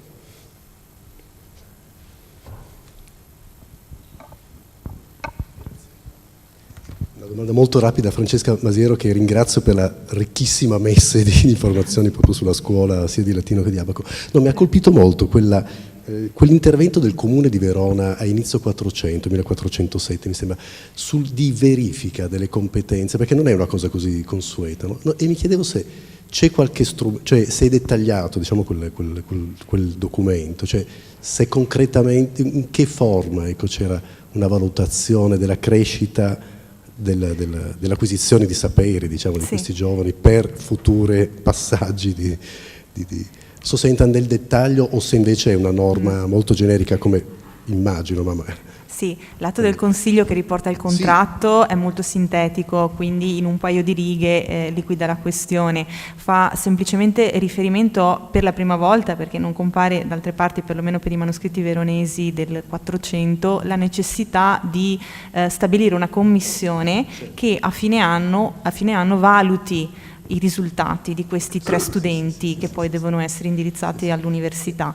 e poi la letteratura secondaria integra con la necessità di testarli oralmente, quindi dà il dettaglio per un maestro di testarli nella competenza orale dei verbi irregolari greci, e poi per gli scritti di competenza quotidiana. Però il contratto non dà altre indicazioni. Era partita l'idea, andando ad analizzare i metodi di insegnamento, anche di contro i metodi di valutazione, come ci si assicurava che gli studenti, quindi questo era più un interrogativo ideologico che era partito, e di conseguenza la ricerca, il reperimento delle fonti.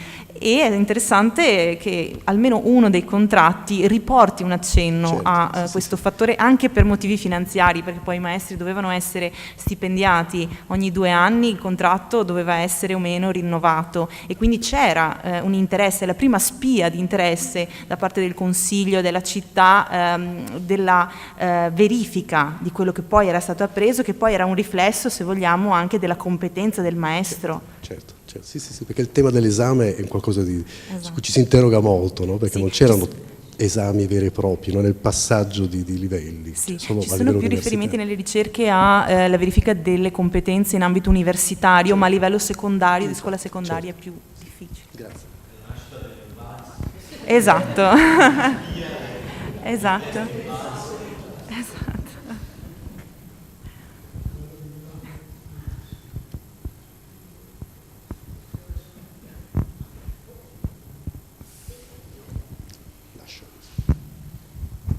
Grazie, ho una domanda in realtà molto generale alla dottoressa Masiero.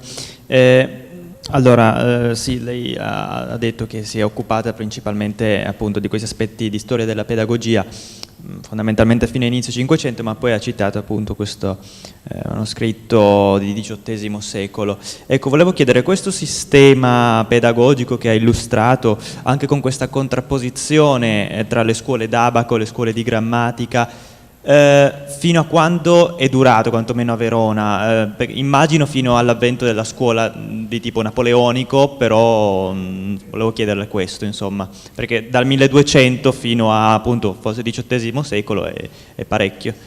Sì, quindi per il XV secolo la documentazione su Verona è più abbondante rispetto ad altre città venete. Questo è il motivo per cui da un'indagine estesa alla regione abbiamo deciso poi di focalizzarci su una singola città. Per quanto riguarda l'impatto e poi la permanenza di questo sistema, sicuramente è stato continuato durante il XVI secolo. C'è una data di frattura che è quella del 1509 con la battaglia di Agnadello, e quindi una serie di poi scombussolamenti politici e civili che hanno cambiato un po' la situazione favorevole a supporto di questo tipo di istruzione, e che però ha continuato, come Guarino è stato il modello dei maestri successivi, anche l'impianto, il sistema pedagogico in cui era inserito era saldo e aveva radici che potevano assicurare questo tipo di efficienza anche a partire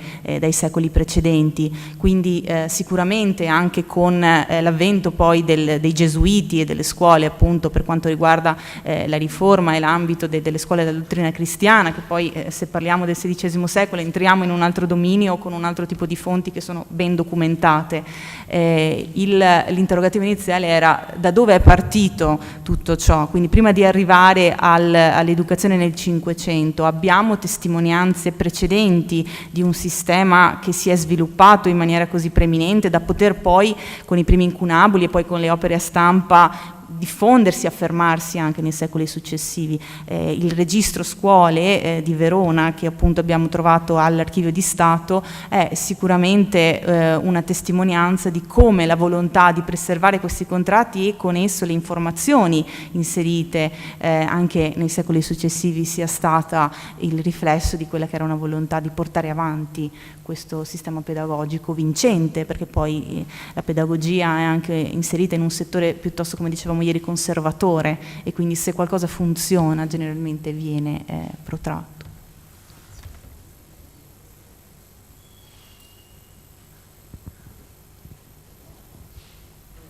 Non vedo altre mani alzate, quindi direi che possiamo passare alle conclusioni a cura di Guglielmo Bottari, quindi, e poi insomma conclusioni, e quindi poi si conclude, c'è il pranzo. Facciamo andare prima, esatto, con calma.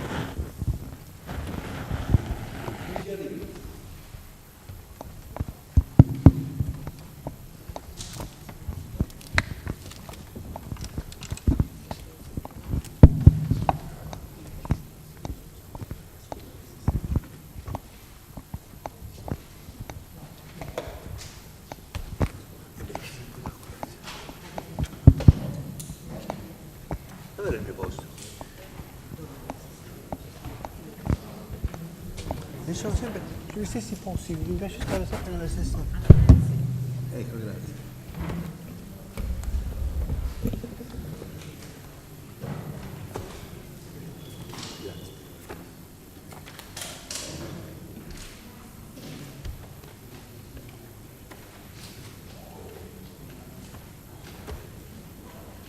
Arriviamo alle conclusioni. Intanto voglio ringraziare Paolo Pellegrini, non c'è Paolo? Vabbè.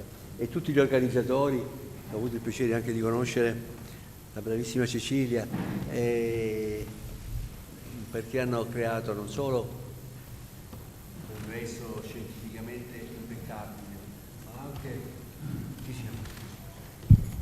ancora questo arrivo, ma anche tutta una serie di condizioni di gentilezza, di cordialità, di civiltà che certamente a Guarino non avrebbero fatto anche piacere.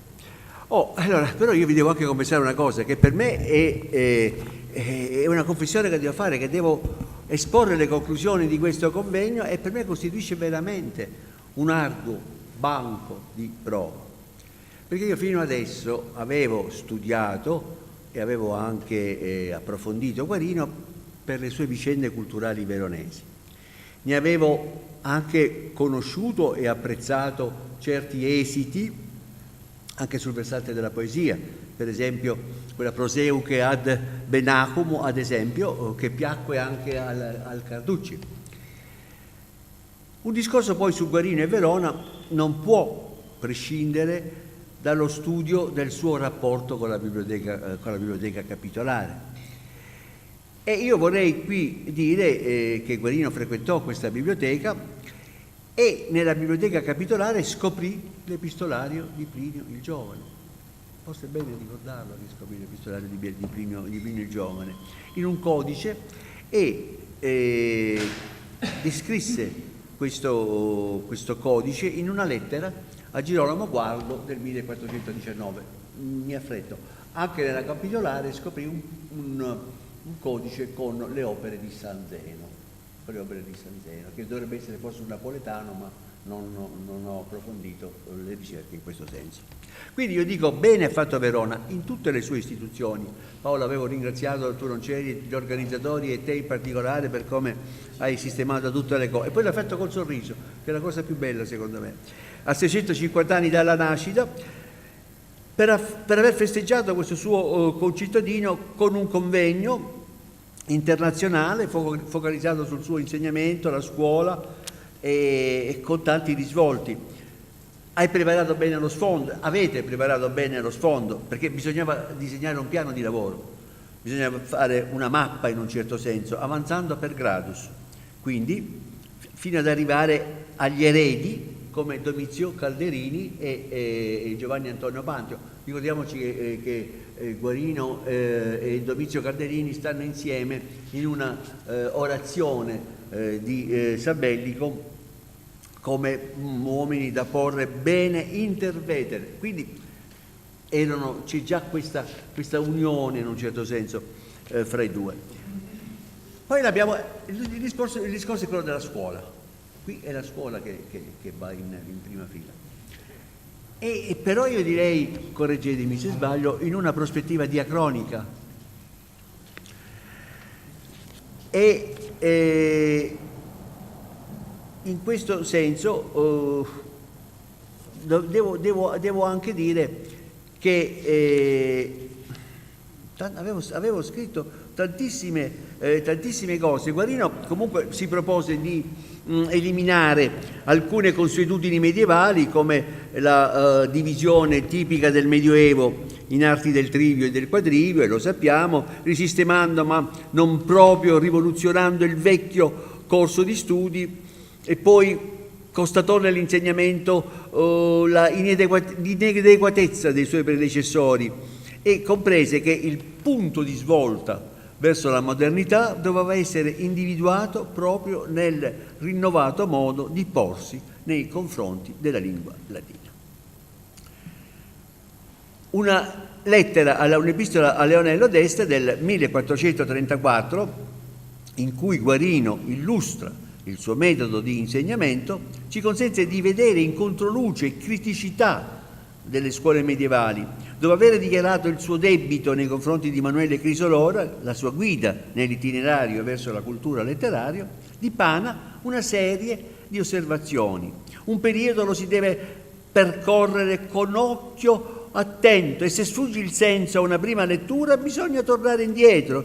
Quindi, cito, bisognerà raccogliersi in silenzio e ritrovare il succo delle cose lette e poi ripetere questa operazione nel corso della giornata. Quindi rinnovare il ricordo un giorno al mese. Bisognerà fornirsi di un quadernetto che registri le sentenze trascelte, come diceva prima il giovane che affermava di non aver letto alcun libro senza trascendere le cose degne di nota. Ciò posto, io mi ero proposto di lasciare per ultimo Vincenzo Fera, che ha inaugurato la sua produzione, con la sua produzione questo congresso. Vi confesso che sono un po' emozionato, ma la caratura a livello di metodo del suo intervento mi costringe a dividere il mio discorso in due parti. Io ricordo un'altra relazione di Vincenzo Fera nel convegno che si intitolava Manuale, scusatemi, sono proprio emozionato un po', Emanuele Crisolora e il ritorno del greco in Occidente. E Vincenzo aveva fatto una relazione dal titolo La leggenda di Emanuele Crisolora, ricco di suggestioni evocative. Anche in questo caso ha raccontato un'altra leggenda, più specificamente umanistica forse, quella di Guarino Veronese, e lo ha fatto da studioso raffinatissimo qual è. Vincenzo ha costruito uno sfondo storico-filologico-culturale attraverso una messe cospicua di testi che vengono citati con giudizi significativi sul Veronese, a cominciare dal figlio Nicolò, e poi le righe agrodolci di Paolo Cortesi e anche di Sabellico nel De Reparazione latine lingue, fino a Erasmo da Rotterdam, e poi Remigio Sabbadini, una sorta di convitato di pietra. La relazione indica alcune linee direttive che hanno già trovato un immediato riscontro negli interventi successivi che abbiamo ascoltato. La relazione sollecita approfondimenti di alcune opere guariniane, come i commentoriadi, denuncia il suo silenzio eloquente nei confronti di Petrarca e di Boccaccio, proclama la presenza fondamentale e totalizzante di Emanuele Crisolora, constata una marginalità rispetto alla linea vincente Valla Poliziano, ma riconosce che senza Guarino tale linea non ci sarebbe stata. Il resto lo dirò alla fine. Dobbiamo ora passare alle relazioni che sono state, che hanno seguito la relazione di Vincenzo, e quella della dottoressa disordinato supremo Fatima El Matuni, che ha parlato delle grammatiche tardo-antiche, e nella sua lucida relazione si sofferma appunto sulla scuola nella tarda antichità e sui primi manuali di grammatica latina. Si parla delle artes orientali, quelle assemblate dai grammatici greci e impiegate per insegnare il latino dove questa non era la lingua madre. E la peculiarità di questa impostazione consiste in una continua dialettica col greco. Sono manuali di natura bilingue. Se si passa al Medioevo si nota una continuità nella grammatica con Donato e Prisciano, ma con lui servirebbe un discorso a parte. C'è una esemplificazione estremamente attenta, ben calibrata, sempre sul filo del rapporto latino-greco. A seguito Paolo Rosso. Ecco, a Paolo Rosso si entra nel vivo del convegno. Chi racconta è uno storico medievale, specialista fra l'altro di storia delle istituzioni scolastiche. Rosso segnala subito, opportunamente, alcuni dati significativi che Guarino Attraversò tutti gli ambiti dell'insegnamento.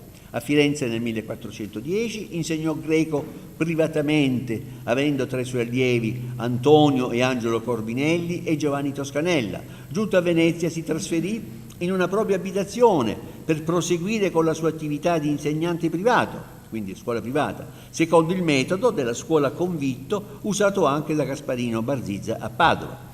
Nel 1420 divenne insegnante pubblico a Verona e per Verona ricoprì alcune cariche pubbliche anche in forma ambasciatore a Venezia. Riguardo ai manuali guariniani scritti per servire alla sua attività didattica non si hanno date precise di composizione. Il più famoso manuale è quello delle regole grammaticales del 1418. La fonte principale del testo è stata identificata nelle regole di Francesco Buti. È un testo dunque ancora aderente alla trattatistica grammaticale del XIV secolo, dalla quale trattatistica Guarino elimina la tendenza alla teorizzazione speculativa e introduce una semplificazione della parte normativa. La grammatica e la sintassi sono trattate insieme agli esercizi di spiegazione lessicali sono dati in volgare ed è abbondante l'uso di versi memoriali caratteristico delle più famose grammatiche medievali. La diffusione componimenti orali e le declaraciones componimenti più estesi e più sviluppati. Taglio. Guarino ebbe il merito appunto di capire, di avere intuito che la civiltà latina non poteva essere compresa e realizzata senza l'apporto del mondo greco. Passo alla relazione di Antonio Rollo. Il cammino di Guarino verso il greco parte da quel viaggio a Costantinopoli, l'abbiamo detto tutti in queste relazioni, 1403-1408. Anni fervidi di studio e di contatti, di frenetici acquisti di manoscritti, esperienze fondamentali e irrepetibili. A Crisolora Antonio Rollo ha dedicato ricerche importanti, molto importanti, che hanno diradato ombre, sciolto grovigli a livello storico e filologico.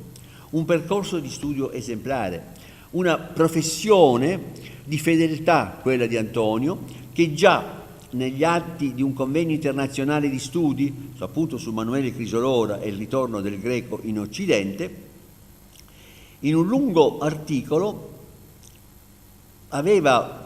in cui quasi aveva dipanato il complesso status questionis, e alla fine di questo articolo si legge che Manuele, cito, non si propose di dotare gli allievi di una padronanza del greco in sé, ma si impegnò a trasmettere una conoscenza che rimaneva in costante rapporto, in costante dialettica col latino. Dunque, l'ierotemata. Guarino operò una semplificazione per principianti ed elaborò un compendio che finì per soppiantare il testo genuino. I codici latini di particolari autori come Svetonio erano densi, fitti di citazioni greche. E questo è un altro punto forte della relazione anche di Antonio Rollo. Bisognava decodificare, correggere tutto. E poi Antonio ha avuto un'intuizione, secondo me, quasi profetica, brillantissima. Molto cammino rimaneva da fare per far emergere in tutte le sue sfaccettature il primo degli emigranti, il quale non riuscì a scongiurare la catastrofe del suo paese, ma creò le condizioni perché Bisanzio trasfondesse il suo spirito nella cultura umanistica. Anche Verona, a suo modo, offre un suo piccolo contributo nel manoscritto capitolare 132, in cui si leggono gli erotemata, Micra Paniu Ofelima, giusto? Con in basso lo stemma della famiglia Leoni Brenzoni. ai quali quindi quasi certamente questo manoscritto appartenne. Emerge quindi il codice greco di una nobile famiglia di Verona. Era necessario a questo punto aggredire il protagonista ed entrare intanto nel suo scrittoio, anche se ritengo che per Guarino, che si mosse tanto, almeno per una parte della sua vita, la professoressa ora mi corregga, non ci siano le premesse proprio a livello strutturale per costruire un'opera come lo scrittoio di Bartolomeo Fonzio. Ho ragione? Non mi sbaglio? Perfetto, e allora possiamo andare avanti.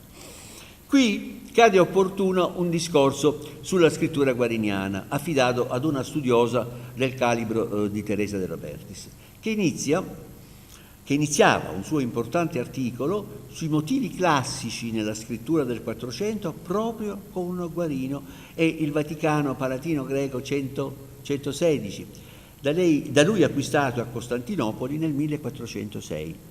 Il manoscritto contiene Aristofane nella triade bizantina Pluto, nuvole e rane, con una nota di possesso che dà la misura della scrittura di Guarino, che recepisce solo in parte le novità fiorentine e tenta la sua personale restauratio di una lettera antica, col sussidio di farne opere, di farne una scrittura con modelli e suggestioni diverse. Giustamente la professoressa parla di due anime nella restaurazione delle lettere antiche forme, un'anima fiorentina ed un'anima padano-veneta. Un aspetto centrale dell'attività guariniana è costituita dalle sue traduzioni, aspetto connesso strettamente alla sua didattica del greco, alla sua scuola. Il convegno ospita due interventi, uno di Alessia Grillone in relazione a Isocrate e un altro di Didier Marcotte per Strabone. Si è parlato di questa miniatura su pergamena attribuita a Giovanni Bellini, ne abbiamo parlato tutti e l'abbiamo vista sempre, che appunto rappresenta Guarino che consegna il suo Strabone latino a Jacopo Antonio Marcello in un codice della biblioteca di Albi in Francia civica. È un dato a mio avviso significativo che testimonia la speciale notorietà di questa traduzione, che ha avuto una storia movimentata con protagonisti di rilievo a partire dal pontefice Niccolò V, che aveva affidato al veronese l'incarico prestigioso di tradurre i primi 10 libri. Marcotte ha tracciato la storia della traduzione dipanando uno status su questioni assai complesso e in un continuo aggiornamento. Io ho visto anche il discorso del palinsesto vaticano, ma non lo tocco qui. Matteo Venier, e arriviamo ora alla relazione su Sabadini e Guarino. Matteo Venier Sabadini lo conosce bene. Sabadini è stato il maggiore studioso di Guarino. Mi piace citare ancora un'altra volta Rino Avesani. A proposito dell'epistolario, Rino Avesani ebbe a dire che Sabadini lo costruì con la tenacia dei tempi lunghi, giungendo così a illustrare nello svolgersi e nelle sue proporzioni autentiche una delle più vaste e decisive vicende dell'umanesimo italiano. Dicevo che Matteo Venier Sabadini lo conosce bene, lo conosce da quando ancora giovane studente, ma questo forse non l'hai detto, nella biblioteca interdipartimentale di Padova. Si è imbattuto in un volume postillato proprio con le postille di Remigio Sabadini, e questo è molto bello anche. In questo intervento Matteo Venier tocca vari aspetti del rapporto Sabadini-Guarino veronese. In proposito, egli si concentra su alcune opere, intanto l'epistolario guariniano, la sua metodologia solidissima, con una complessa gestazione. Matteo mette in rilievo un confronto con Petrarca, perché secondo Sabadini l'epistolario di Petrarca è falso, mentre quello di Guarino è un documento schietto e sincero. Sabadini, peraltro, non mise mai la filologia umanistica prima della filologia classica. Ancora, la vita di Guarino di Sabadini è sottoposta ad una fitta analisi linguistico-lessicale dal relatore.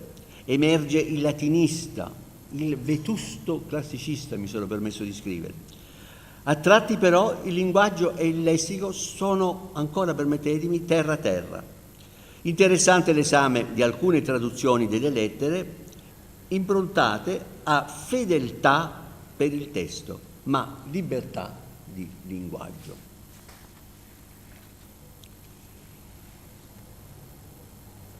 Una parentesi internazionale è nella sessione presieduta dalla ottima Cecilia Sideri. È una prospettiva particolare quella proposta da David Randall, storico del Rinascimento e specializzato in paleografia e codicologia. I suoi studi riguardano la diffusione dell'umanesimo in Europa, soprattutto in Inghilterra. Seguendo un filo originale e stimolante, il relatore ha preso in esame, se prende in esame, perché è una sua linea metodologica di studio, la circolazione e l'evoluzione dei fenomeni grafici per analizzare in termini socioculturali i vettori della preparazione e della adozione collettiva della cultura umanistica in una prospettiva internazionale. Ho capito bene? Meno male. Il relatore postula una internazionalizzazione precocissima e rapida dell'umanesimo, a partire dall'Italia ovviamente, interessandosi tanto degli umanisti italiani emigrati all'estero, quanto dei copisti e dei letterati non italiani che hanno trascorso una parte della loro vita in Italia.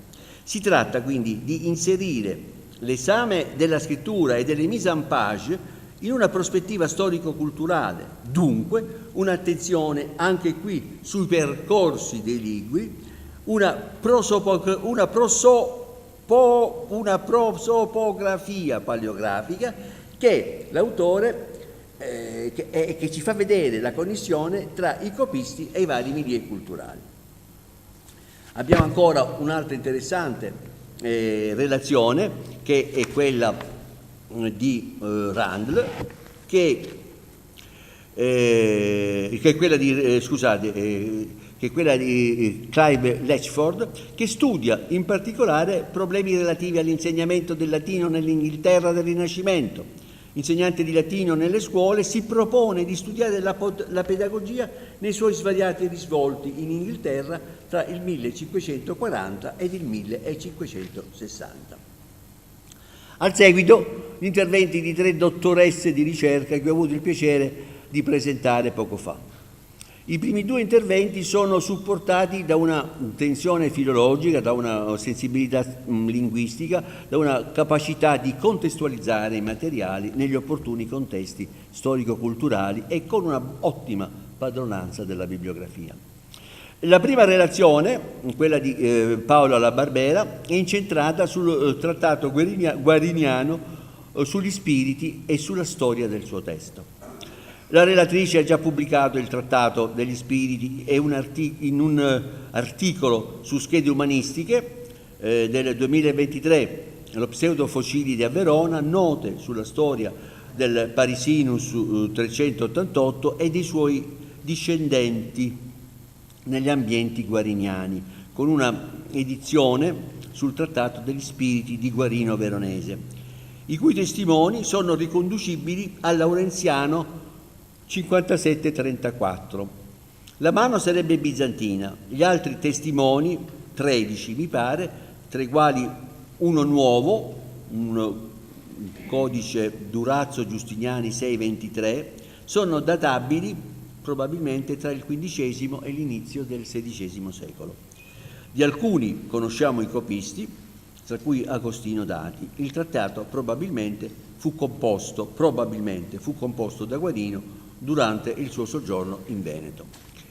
Nel secondo intervento Alessia Grillone relaziona su Guarino e Isocrate, un autor, come abbiamo detto, carico di valenze ideologico-politiche, che si inserisce perfettamente nel contesto storico in cui il veronese si mosse. La Grillone fa tesoro di tutti i suoi studi e le sue ricerche, confluite in un volume, la traduzione latina dell'Enicocles Isocrateo di Guarino Veronese. Il testo ebbe solo una circolazione manoscritta e non è stato mai sottoposto ad una analisi filologica. Si esclude un vecchio contributo di Sabadini, peraltro limitato alla lettera di dedica. L'ultimo intervento di questa prima sessione si deve alla dottoressa Margherita Ziborti sul libro Miniato in Veneto al tempo di Guarino. Ho già accennato alla miniatura in un manoscritto della Biblioteca Civica di Albi in Francia, che diventa l'incipit, diciamo, di questa bella relazione, che mostra tanti altri codici con altre miniature e propone delle interessanti soluzioni interpretative. Io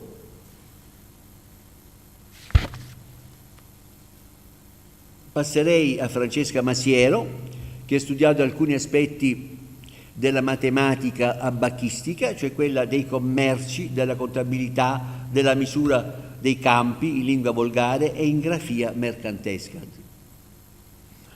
Ora l'insegnamento elementare durava sino a 10-11 anni, si imparavano i rudimenti del leggere, scrivere, fare i conti. Alla fine allo studente si aprivano due strade: l'apprendimento dello studio della grammatica, del latino, della scrittura umanistica. Dopo tali studi si passava eventualmente all'università. Secondo, frequenza di una scuola d'Abaco che poteva durare anche 5 o 6 anni. Dopo di ciò si apriva la via dell'apprendistato in una bottega di un artigiano. Ed era giusto anche che il convegno si concludesse con una relazione, quella di Francesca Cardazzi, dedicata all'eredità guariniana, che fu rilevante e dove spiccono i nomi di Domizio Calderini e di Giovanni Antonio Panteo.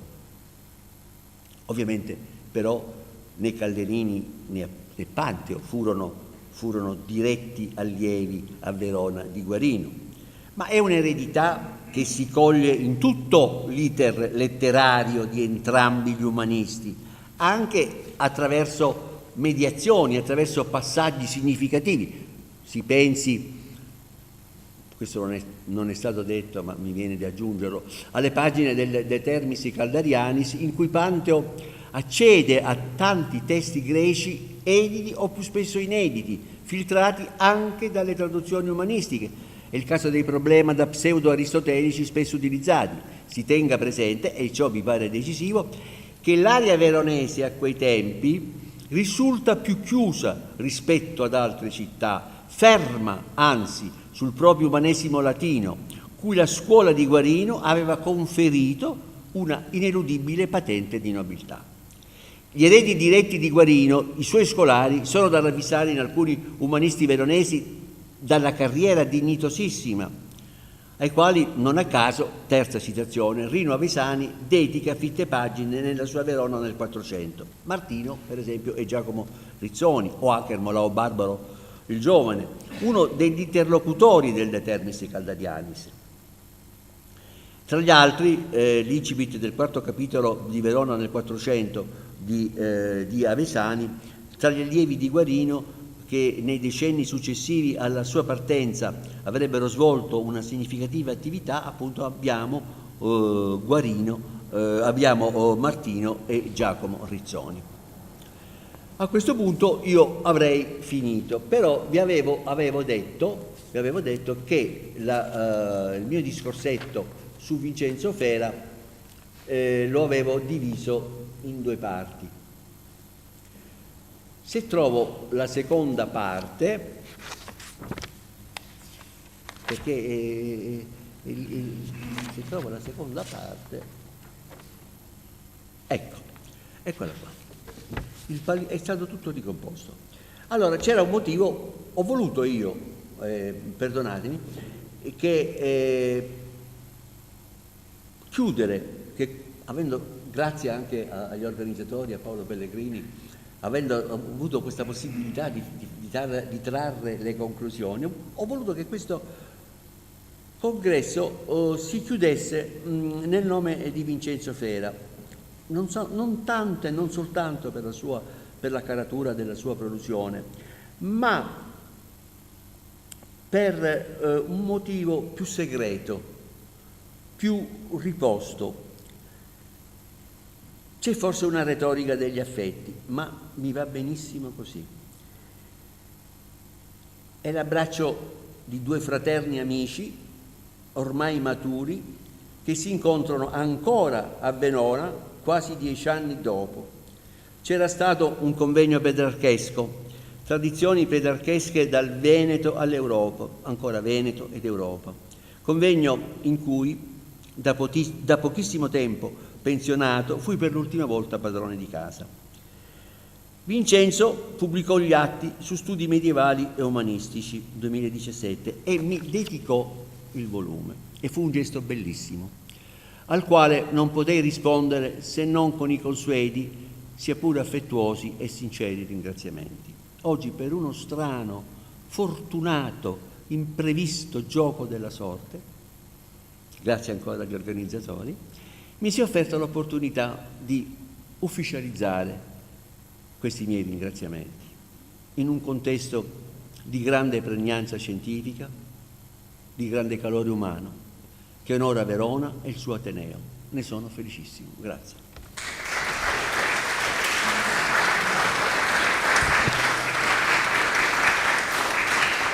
È andata bene? 15 minuti. Poi come è andata?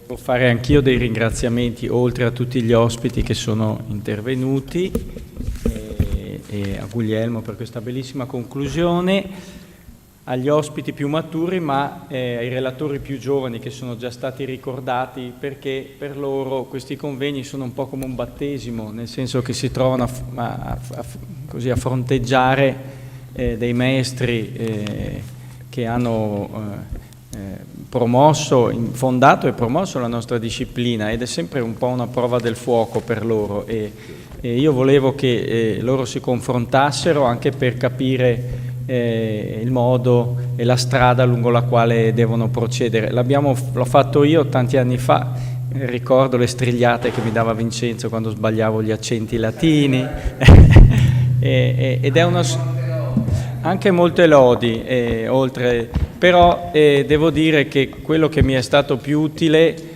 sono le cose che mi sono state più utili, sono stati gli interventi decisi, perché le lodi poi insomma si dimenticano, ma invece gli interventi decisi si ricordano, e io ricordo perfettamente ancora alcuni di questi e sono stati importanti per me. Quindi il fatto che poi noi creiamo delle sezioni per i giovani hanno questo scopo qui, cioè di farli crescere, e io sono grato a Vincenzo di aver accettato di venire, perché la sua presenza è stata fondamentale. Voglio anche ringraziare, però loro non lo possono fare da sé perché sarebbero in pieno conflitto di interessi, chi sostanzialmente ha contribuito a organizzare, anzi ha organizzato il convegno, perché ormai io non sono più in grado di fare queste cose, e quindi Cecilia Sideri, prima di tutto, che ha moderato ma anche organizzato, e la stessa Francesca Carnazzi, che purtroppo ha dovuto portare una doppia somma, perché nel mentre organizzava il convegno, doveva preparare anche la discussione di dottorato, è stata una fatica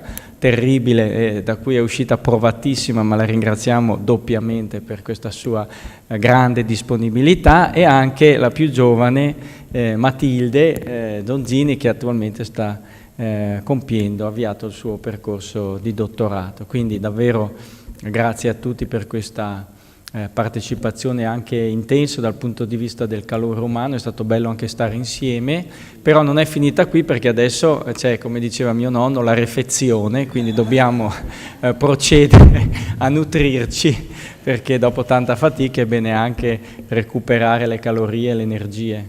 Grazie ancora a tutti. C'è un avviso di Cecilia. Sì. Un'ultima cosa, riabbassando il livello, che le ricevute non devono lasciare il suolo veronese, quindi chiunque abbia ricevute per i rimborsi non se le porti dietro, ma ce le consegni, perché altrimenti dovete rispedirle. Un ultimo ricordo, ecco, grazie.